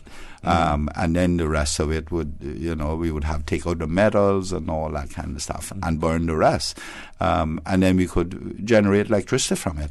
But the one that was proposed in Breakers were just cells, Yeah, those were just cells. Pits in the ground. Well, or I don't know. They were lined cells. A lot of people don't even know we have those down in the dump now. We have one there now that I did, but we'll leave that question right there. But these line fills last for hundreds of years. But the problem was, I recall, why I opposed what they were proposing in Bordentown was they were going to construct 6 of those, I guess what you're referring to as cells, but only 2 of them were going to be lined at the time. And it didn't include any waste of energy. So in the long run, I don't think that was a good deal. Well, we were going to get in Bordentown what we got in Georgetown. What we got, amount of garbage, amount trash. We were going to get they had space for 6 Mount Trashmores and breakers. It would have been over a longer period of time because we were going to remove all that vegetated waste and do recycling as well, and the likes. But then I don't know how we were going to, like that later caller talked about, no one wants the recycled stuff anymore. We would have been in that same situation right now. We would have been in that same quagmire right now with no one taking it from us. Yeah. So we were going to be right back to square one. And quite naturally, what would happen is we would continue to grow the landfill. We absolutely, just throw it in there. Yeah. Absolutely. It's a subject that requires careful consideration. Bermuda went there; they had their problems with it, and they continue to have their problems with it. But it needs to be addressed. It needs to be addressed. How we address it over and plan for it over a period of 15, 20 years, but we need to start someplace. We need to really start someplace. I did my best to start, but like I say, I will forever regret not getting advancing that any further than I did. Yeah. There's been quite a number of arguments, too, about mining the current landfill, which is what you just touched on there. But I remember some of the reasons given for not doing that is that it may cause leaching once you start to dig down and disturb what is under there. I think it was DOE warned against doing that because they thought it was there's a potential for causing leaching. But I still think that there's a case for it. I'm not comfortable with what we have there sitting there for eternity now, and we don't know exactly what the future holds as far as that's concerned. I would still support at least investigating whether or not that can be mined. But, a garbage dump, particularly the type that we have employed over the years here, has a legacy that is dangerous, extremely dangerous. When it's not breathing, it is going to create gases, combustible gases. And you have to breathe those off, and you have to breathe them off into the atmosphere, or you have to capture them and use them for industrial gases. But it has a very expensive legacy. How we do it, I don't know. That's why I did not even think about addressing that long-term legacy. I was just going to mine it and use it for fuel, for the waste energy. And then we would bring it. I think we had set a time frame on it of some, and I may be wrong, some 15 to 19 years to have a total of mine down to the 4 feet above sea level. But you remember we had dug in down there probably 10, 20 feet and then fill that in, and you have to do that as well. But on the matter of leaching, we have monitored that landfill for many, many years, and people speculate about this leaching into the North Sound. One of the things they found down there, and these were contractors come in to do it. When I was there, we did another one, and the levels of the measurements did not change very much over many years, and their rationale for it was that that marl is so highly compacted that it creates a filter. A filter, yeah. And all those things are concentrated, all those solids are concentrated right around the dump, right around it, within a couple 100 feet of it. That's why they didn't believe that it was leaching into the North Sound. And I think that was why they gave that reason for not disturbing it, is that because it's contained there, if you go now and start mining, you may cause it to eventually leach out. Yeah. But you can mine it down to about above the surrounding level, and it's not a good thing down there. It's people more concerned about the height. I'm not concerned about the height. I'm concerned about what it's doing to, and the possibility of it doing to the environment. You're having fires, and those are the ones that are dangerous. Those are the ones that are dangerous. Underground fires. Yeah, those landfill fires are seriously dangerous. When you burn in garbage, you don't know what you're burning, and you have no scrubbers on it. One of the conditions that I had placed on what I was doing was to a combination of the English requirement of burning and the U.S. So those scrubbers would clean that before it goes into the atmosphere. And when you get open fires like that, especially in that dump where you don't know what you put in there, we don't monitor what we put in there. We pick it up at people's homes and throw it right in. It can have anything that have chemicals, what have you, and that's what is dangerous. It's extremely dangerous. But we have to do something. I think, definitely. As I said, I've been doing some research on climate change, and all these things are part and parcel of that. But there's a climate action summit coming up in I think it's September. Of course, that's the UN, United Nations, doing that. But and they're making a strong call for world leaders to attend and come with a plan. And it is scary what we're witnessing.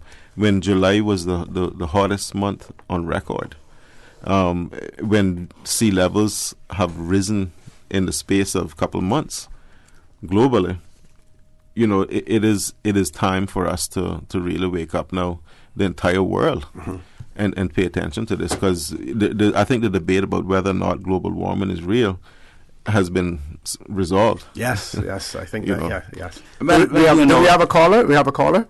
Let's grab the caller. Caller, good morning. Welcome to For the Record. Good morning, Mr. For the Record. Morning, Doc. How are you? Good morning to you again. Morning. Leader of Opposition and his deputy. Morning, sir. I'd just like to make a correction, a historical correction about the dump, about the first dump. The first dump was not where the agriculture, where the playing field is now. The first dump was where the Immigration Department building is. Immigration Department was now. Yeah, but very small. It was very small. Well, we have a small population. Yeah, I guess so. In those days, the whole Cayman Islands were only 6,000 people. Or to have spread among the 3 islands. Yeah, but because we had a small population. But Doc, a lot of stuff didn't go there because it was being burnt in our backyards. People did that, yes. Yeah. But most of the stuff that most of it from the naval base went there. Yeah. Okay. From naval base went there. And another thing, Captain Paul's revelations and his suggestions seem not to be accepted. But I'm not talking about you people, but other people, because Captain Paul's generation and the people who came before him were the people who were the nation builders in Cayman. If you look at the history of how they got around when they were founding this country constitutionally and all of those things, you see the 3-point programs that they made, they say that there's no compromise on those 3 points that they said to keep Cayman intact and to build Cayman.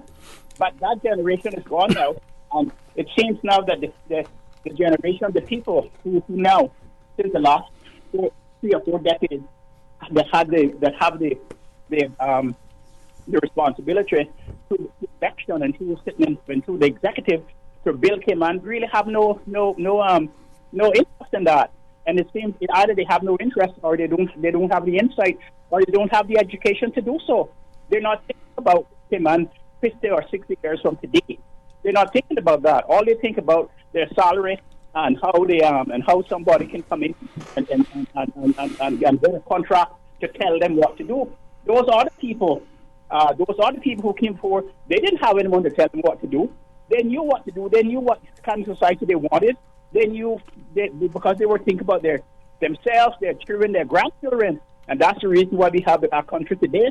But we let it go just because we're not willing and don't have the initiative or the ability to do what Captain Paul said. And there's always excuses. And we brag about how much money we have saved.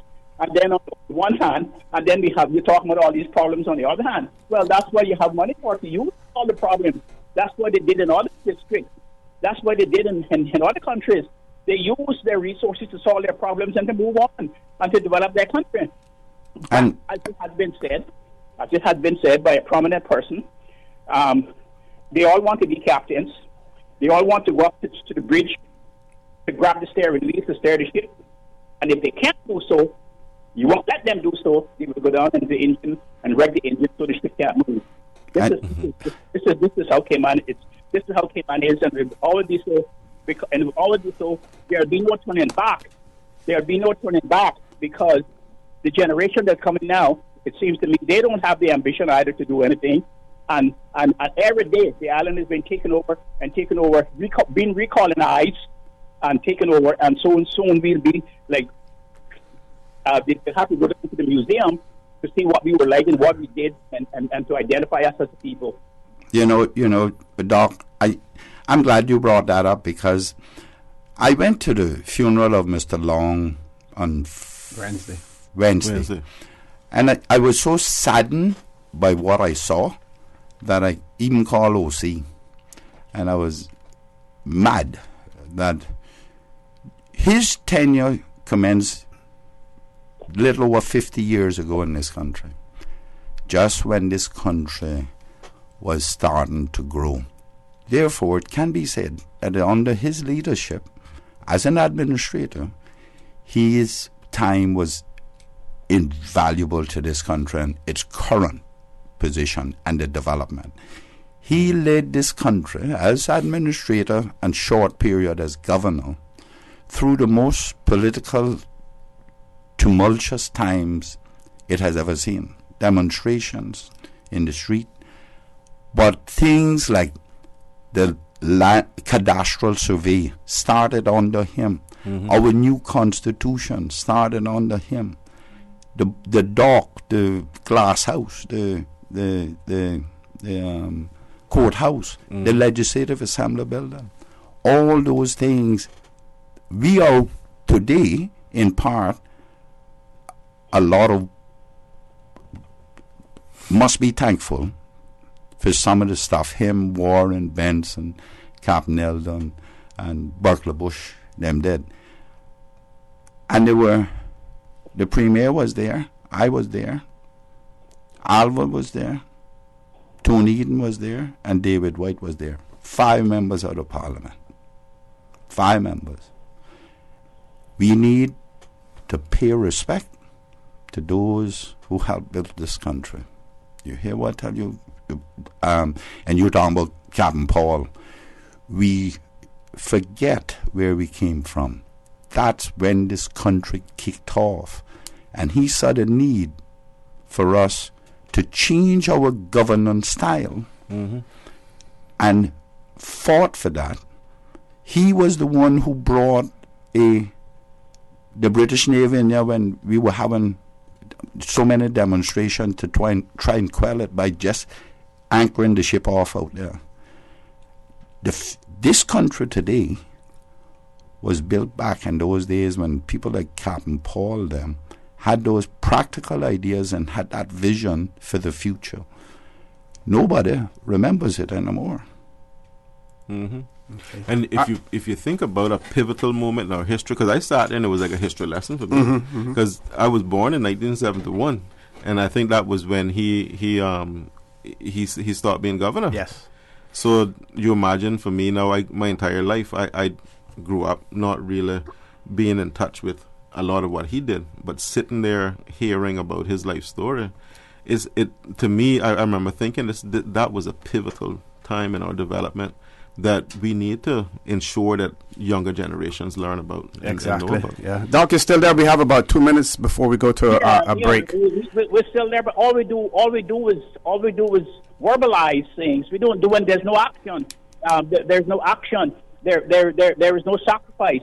and the country would never have gotten where it is unless people had people in those days went out and demonstrated. They went out and showed their objections to something that they believe was not right for them. That's right. And I remember one of the largest march ever happened in this country was in 1970.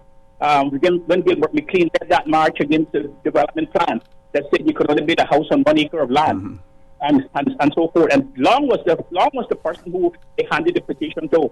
That's right. And Gilbert was ostracized. He had to leave the country. He was exiled.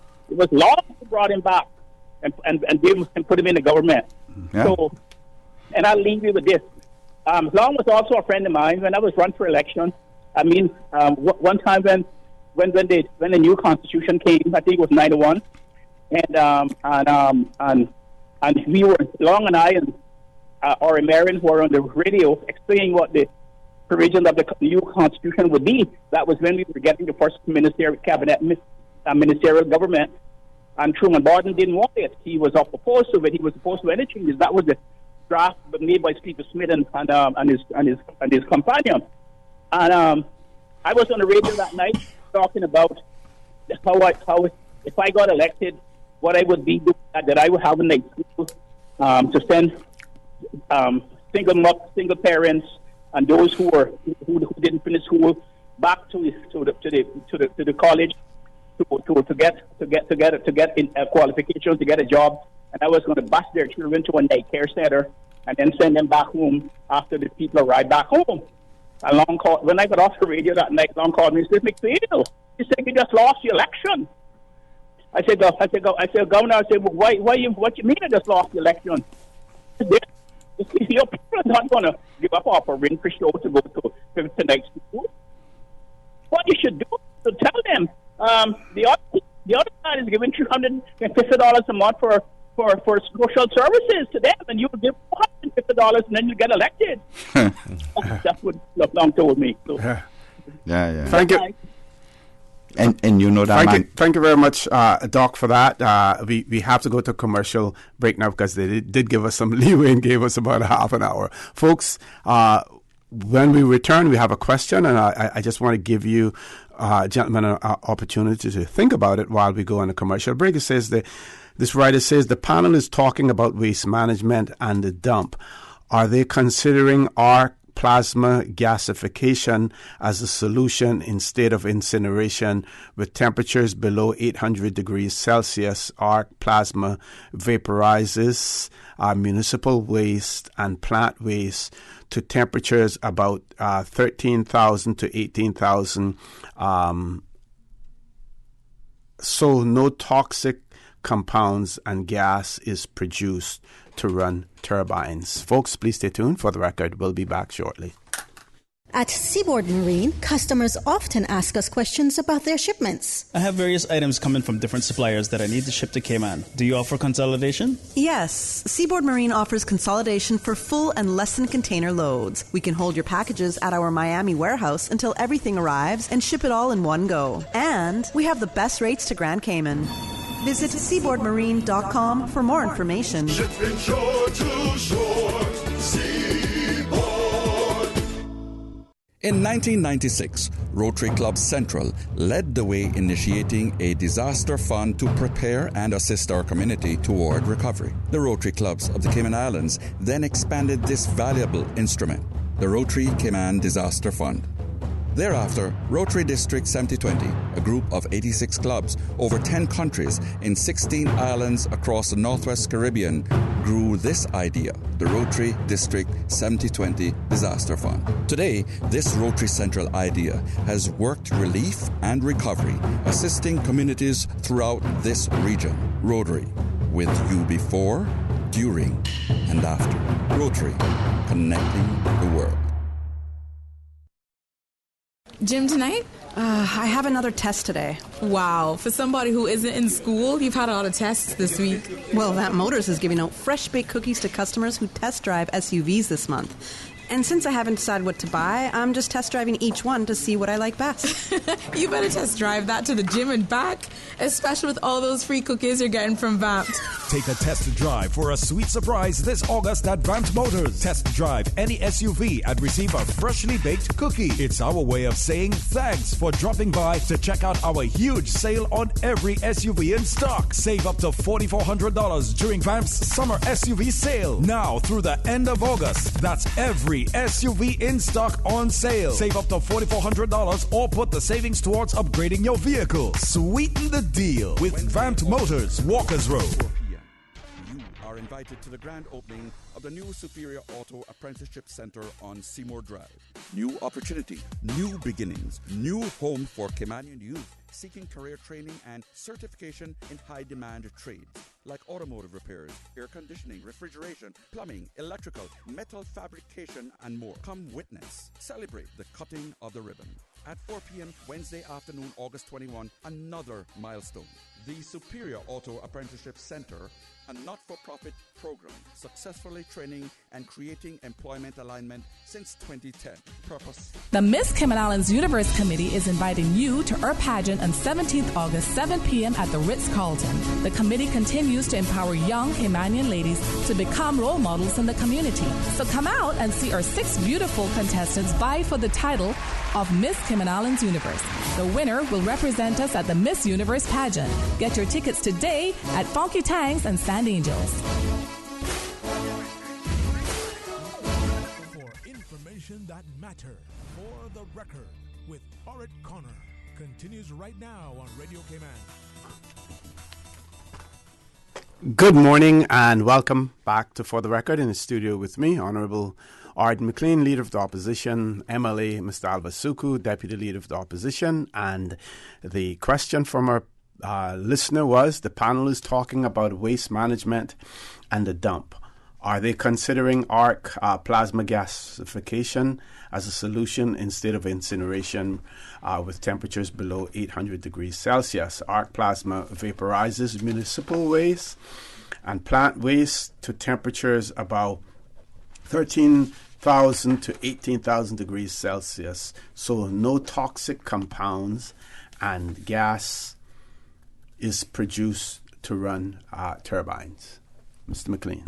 Like I said earlier in this conversation, I don't know what if the government are considering alternative methods to the proven one, which is mass burn, which is what I was proposing at the time, because I opted for the proven one because plasma at that time had not been developed to that commercial stage. They were using small little plants. The concept was there, and I guess the concept could be applied. But I wasn't prepared to take the chance to do it on a large scale and put this country in that the future of this country in the hands of something that had not been proven, had not been developed to that point. Proven, but not developed to that point. So I said earlier, I don't know what this government is doing, if they're looking at alternative methods. I hope they look at alternative methods at this stage, because we have moved on some 10 years now, over a decade, and I am sure people have looked at it and advanced it that much more. And there's nothing wrong with looking at it, and doing a comparative study on that. Yeah, and I mean the benefits of it, if they're real, would definitely justify moving in that direction. But as you said, you have to make sure it's tried and tested before you invest in it. I've been out of this business for too long. I mean, like Captain Paul, he was down in the engine room, or I believe Steve was down in the engine room, you know. I don't remember where Steve sailed, but I did steam engineer and diesel, but we were using bunker C to fire up the boilers to get steam, and that was around 1,300 degrees, I believe. We were getting 800-900 PSI out of those boilers, depending on what it was. And that was dry steam, but of course. I don't know if burning that material, it's low temperature, much lower temperature, because you're using everything that municipal waste you're using. Some of it got water in it, like lettuce and the likes and what have you. And but the objective is not to necessarily use it as a means of propelling anything. The creation of electricity is a byproduct of getting rid of the waste. That's basically what it is. Okay, yeah. But it can burn it down. I think anywhere between 5 and 10%. It'll reduce it between 90 and 95%. It can do it if it's used for that objective, and just get a little electricity off it. You get 2-3 megawatts maybe.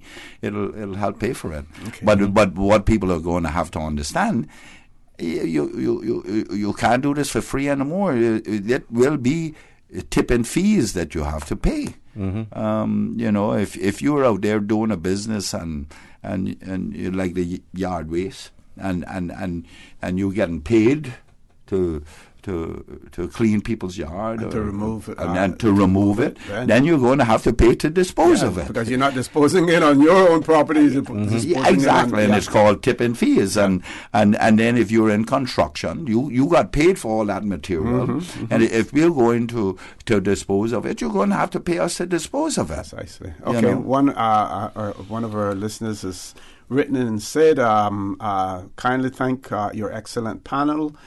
It restores my hope, hearing the voices of Caymanians who have spoken with such erudition as well. So, and the other writer who had written in about the complaints to the environmental health, they did write back to that person, pointed out some of the issues that they had, including the fact that the one person really at the gate, the drop-off point, had not been following instructions. What they were doing at that point in time was not what was intended. And they will be looking into that and taking the necessary action as well as a result of that. And let me say to this country, maybe I'm a little sympathetic to those guys that down there on the garbage. So take what I say with a grain of salt, if you may. When I was there, when I became minister responsible for that, one of the first things I did was go and visit it, because I've been in the technical field all my life. I've been in this, and I know what people go through on these projects. It's hard. They do a job that is thankless, that we take for granted. We live in our ivory towers, and we don't know the operation behind it. These people have to work under some trying times that I don't know if many human beings can withstand it. But we all have to do something. They did not even have a lunchroom. They had porta toilets down there, and I set out to they need to be treated well as well. Also, I've been to the dump. I've been to the drop-off points in recent times, and the place is filled up because, and I turned around and left, and it's on my truck 3-4 days. I never complain, because I would call Sims and say, what time is that going to get back home, or that boy, what's his name, Bothwell, and ask him what time. He said, what today? And by the time I get there, it's not open, and I go back home and put the truck on the driveway.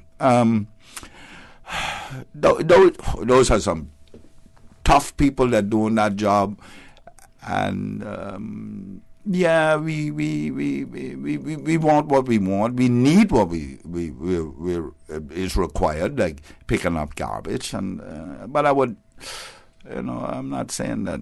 I don't think that it's deliberate that these guys don't get it done. I believe one thing after the other causes them not to get it done. Mm-hmm. I came out yesterday, I believe it was morning, and when I got out, my garbage drum was out of the container that I have built for it, and I just stopped and picked it up and put it in. I'm not going to complain about those things because I know how difficult that is. These guys are working from early morning. I didn't even know when they came. I was sleeping. Yeah. And that has to be appreciated, and we have to give our best support to these guys who are doing this thankless job that makes us look good. Mm-hmm. And when you think about what is involved, as you said, they come late at night when we were sleeping, and it's not well lit up, especially where most of us live. They're picking up these containers of garbage, it's leaking on them. They throw it, and some of the stuff falls. They got to pick it up. It's a lot of work, and then you're dealing with rodents inside most of those containers. Man. So it's not a glamorous job, and most people will. And it gets even more difficult when the garbage piles up because then it means it is in a more advanced state of decomposition, and people are just piling up the bags on top of each other, so it makes it even more difficult. We have 2 callers and one break. So what we're going to do is we're going to take the break first. We're going to take the 2 callers after, because we will only have less than 15 minutes left of the show after we return from this commercial break. Please stay tuned. In 1996, Rotary Club Central led the way, initiating a disaster fund to prepare and assist our community toward recovery. The Rotary Clubs of the Cayman Islands then expanded this valuable instrument, the Rotary Cayman Disaster Fund. Thereafter, Rotary District 7020, a group of 86 clubs over 10 countries in 16 islands across the Northwest Caribbean, grew this idea, the Rotary District 7020 Disaster Fund. Today, this Rotary Central idea has worked relief and recovery, assisting communities throughout this region. Rotary, with you before, during, and after. Rotary, connecting the world. At Seaboard Marine, customers often ask us questions about their shipments. Hi, I'm thinking of buying a car from the States. Which port do you ship out of? Hi, we ship out of Miami, Houston, and Brooklyn. Just let us know your port of choice and we can provide you with a quotation and answer any questions you may have on insuring and protecting your vehicle during its journey. Shipping shore to shore, Seaboard. Sometimes having a middleman is not a bad thing, especially when it comes to insurance. Do you know that when it comes to cost, ease, speed, and peace of mind, insurance brokers ranked higher than when customers buy direct? So, for all your insurance needs, call Fidelity Insurance. We're the middleman you want. Call us today at 949-7822. Fidelity. We're good for you. Excuse me, I noticed you from afar. Really? Me? Well, not you. The KFC sandwich you're eating? Oh, Zinger. Sorry, I'm not trying to be funny. No, it's called the Zinger Sandwich. Crunchy, juicy, 100% chicken breast, crisp lettuce, sweet mayo on a seeded bun with a little zing. KFC's chicken is not factory breaded, frozen, and refried like the Burger Boys. Customize your KFC Zinger and dip it in barbecue sauce. Wow, now I'm starting to notice you too. KFC, it's finger-licking good. Remember to discard all fresh fruits and vegetables, meats, all foods in canisters, dented, leaking, or rusting cans after they have come in contact with floodwater. Also, discard foods that are stored in cardboard boxes, paper foil, cellophane, and cloth, as well as those in open containers and packages. For more post-hurricane food safety tips, visit DEH website at deh.gov.ky. Information that matters. For the record, with Orrett Connor. Continues right now on Radio Cayman. Good morning and welcome back to For the Record. We're on the last leg of the show this morning. 2 callers. We're going to accommodate the callers first. First caller, good morning. Welcome to For the Record. Good morning. Good morning, sir. Good morning. Mr. Ossie. Good morning to the Honourable Leader of the Opposition, Mr. Singh. Good morning. Good morning. Emily and Mr. Suku, Deputy Leader.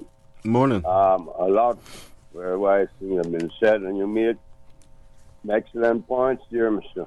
McLean. As an engineer, you know how good things can be with implementing things, and different ideas come along at different times that can be adoptable at that time, at the time when they're speaking about, but therefore it didn't come along at the right time, so forth. And then we have to test it and prove if it really can work. And then if it doesn't, you'd be hauled over the coals and crucified and so forth. This happens.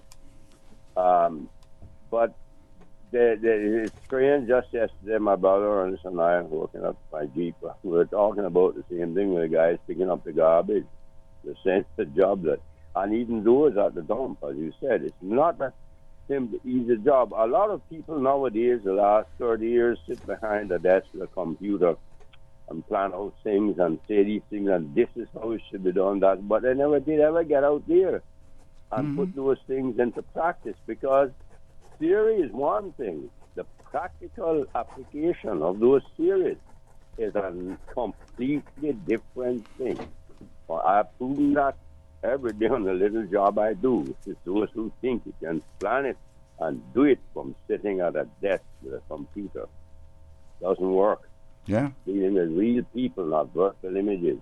The idea of the global warming is all very well and good. We had a huge, tremendous explosion in we'll have to call it modern times. That's what it's been called, a Krakatoa volcano, which blew an island off the face of the earth, killed 36,000 people, I think it was. It will kill a lot more if you're populated like now. And the sky was covered around the whole earth with the ash from it. It went 50 miles up into the air, and it was the loudest explosion that in modern times, because it was heard 3,600 miles away. That was the distant roar of cannon fire. So we had similar things to deal with all that ash circling over the whole world and so forth. A lot of the factories we knew were all coal-fired and all that time, and lots of fumes going up into the air. But the people survived. They dealt with it. We'll find ways to deal with this too. And we cannot make it into an alarming thing. For instance, they've been giving monies to countries. Millions of dollars have been sent to countries to fight global warming, and lo and behold, what end up being with it? Buying guns and arming terrorists with it, and so on. We know this.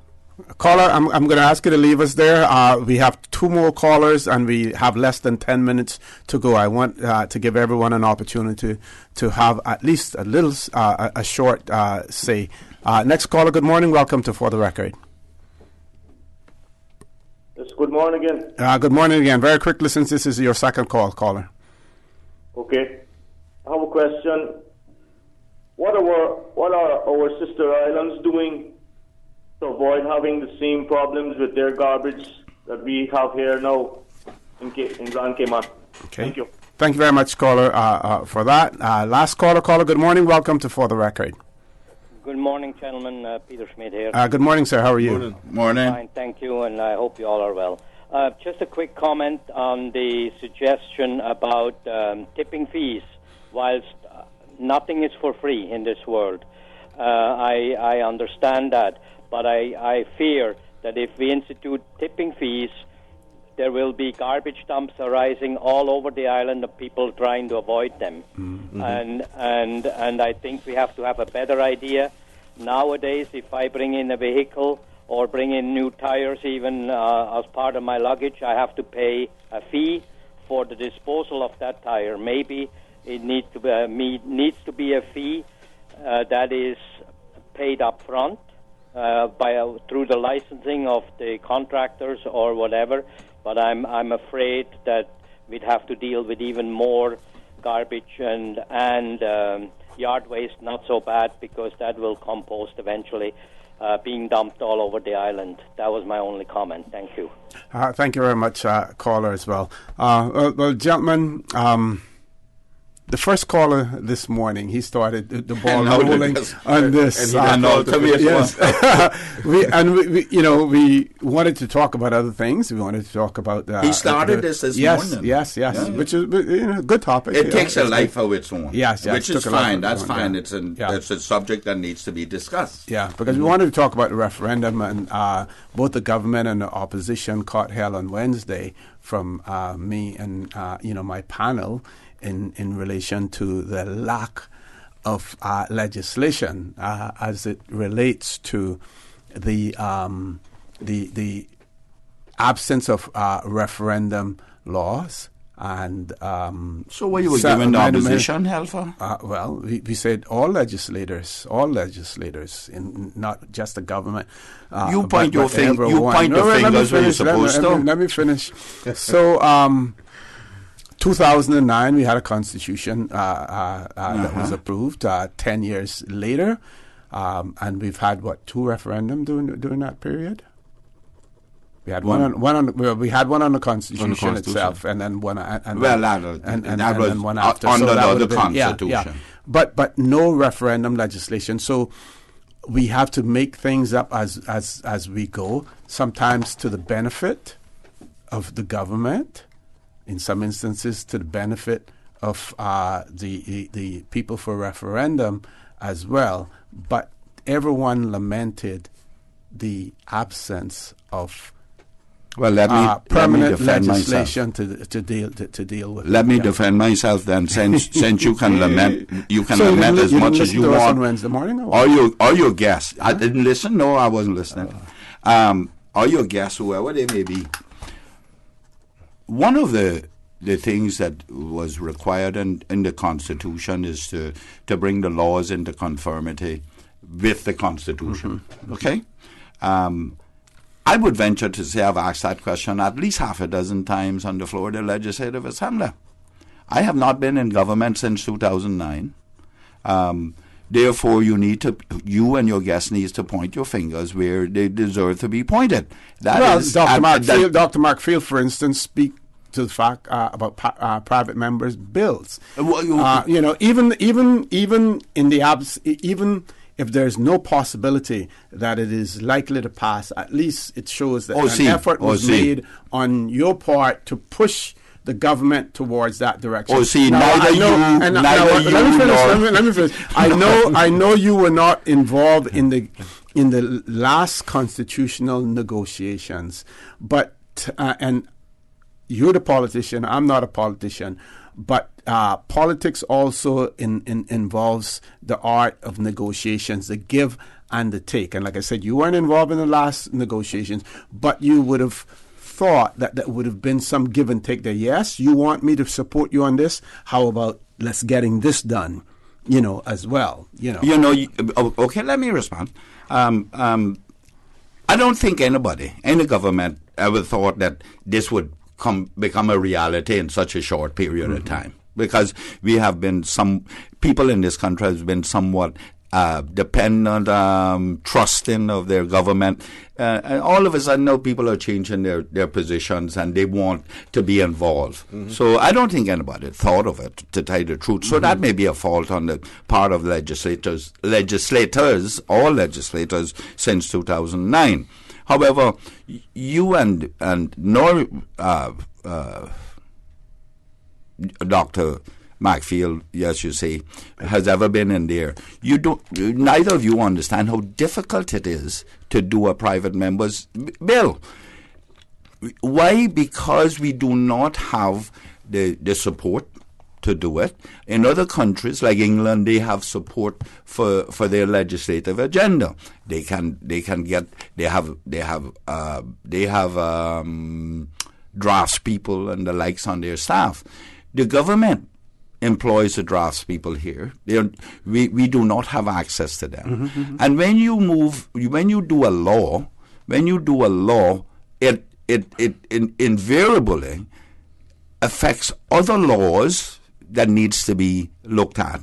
And when you don't have access to them to have that system that can do the comparison on it and see which section it affects and maybe change this one to allow it and whatnot. That's the difficulties you have with a private member's law. Bill, sorry. But keep your ears close to the ground because I got tested soon. Okay, I'm going to test it soon. Very quickly, I want to give this. But I want to answer these things here. We're not going to have enough time for it. But he asked about the Sister Islands. Oh yeah.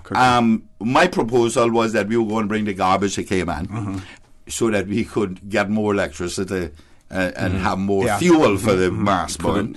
And I believe that is part of the RFP now too. Okay. To transport it here, and transport it to Cayman, which is simple to do on barges. And I just want to say there are some ladies working down at that dump that I became friends with, and they're from Georgetown, and they are very proud of being working on that dump.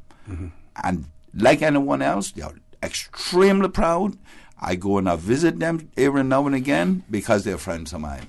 So we keep them in our thoughts that they have a job. A lot of hard-working people. And there's a lot of hard-working people. The person who wrote in about the gasification says, sorry, I'm at work and listening on my cell phone. The gasification plant in Swindon is fully working since 2008. All the facts and financials are available for review.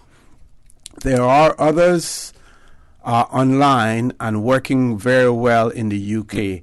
The point of gasification links to the government's focus and goals, which must be to reduce the 100s of tons of projected future waste per year and reduce Mount Rushmore in parallel. Incinerated municipal waste requires new policies to cover the disposal of the huge toxic waste gases that require large, expensive scrubbers, emissions policies, monitoring, and if put into the atmosphere from the west side of Georgetown will drift across Georgetown. Small levels could be very poisonous as well. I totally agree with that person. And like I said, we were at this thing up to 2008, and I hadn't seen any working applications of it. Yeah. It was being developed, like I said, but there was no working application at our scale or even bigger. And if that's the case, that's good. Maybe the government, whoever that was, OC needs to talk to John and point him in that direction for the alternative methods. Okay, so good advice, folks. I want to thank you, gentlemen. I want to thank you for being here. Folks, I want to thank you for allowing Radio Cayman and by extension For the Record into your homes, into your vehicles as you traverse the busy roads of the Cayman Islands into your places of work, whether it be an office cubicle or if you're working in the outdoors. Also want to remind you that we are brothers and our sisters keepers. There is always someone out there who's less fortunate than we are, and I ask you to extend a helping hand to them. If you can't do that, then I suggest you donate to a worthy charity, because we always want to consider those who need, not necessarily those who want or even those who crave. I say to you, have a great day. Continue to support your radio station, Radio Cayman. Join Sterling Dwayne Ebanks at 12:15 for Talk Today. We will have some guests on Monday from the government side as well. And as usual, we ask the good Lord to bless these three beautiful, wonderful Cayman Islands. For the Record is brought to you by Vamped Motors, the only authorized Ford and Toyota dealership serving the Cayman Islands. Cayman Pharmacy Group, with a location in West Bay and professional pharmacy at CTMH Doctors Hospital. The Cayman Pharmacy Group has a location for you just around the corner. Seaboard Marine, with over 35 shipping ports, find your shipping solution by calling 949-4977 or visit seaboardmarine.com for competitive rates. Rotary Central, for more than 110 years, Rotary members have used their passion, energy, and intelligence to take action on sustainable projects. Fidelity Bank, for all your banking needs, visit fidelitygroup.com. Fidelity, we're good for you. And Roper's Janitorial, complete janitorial service for commercial, industrial, and residential. They get the job done right every time.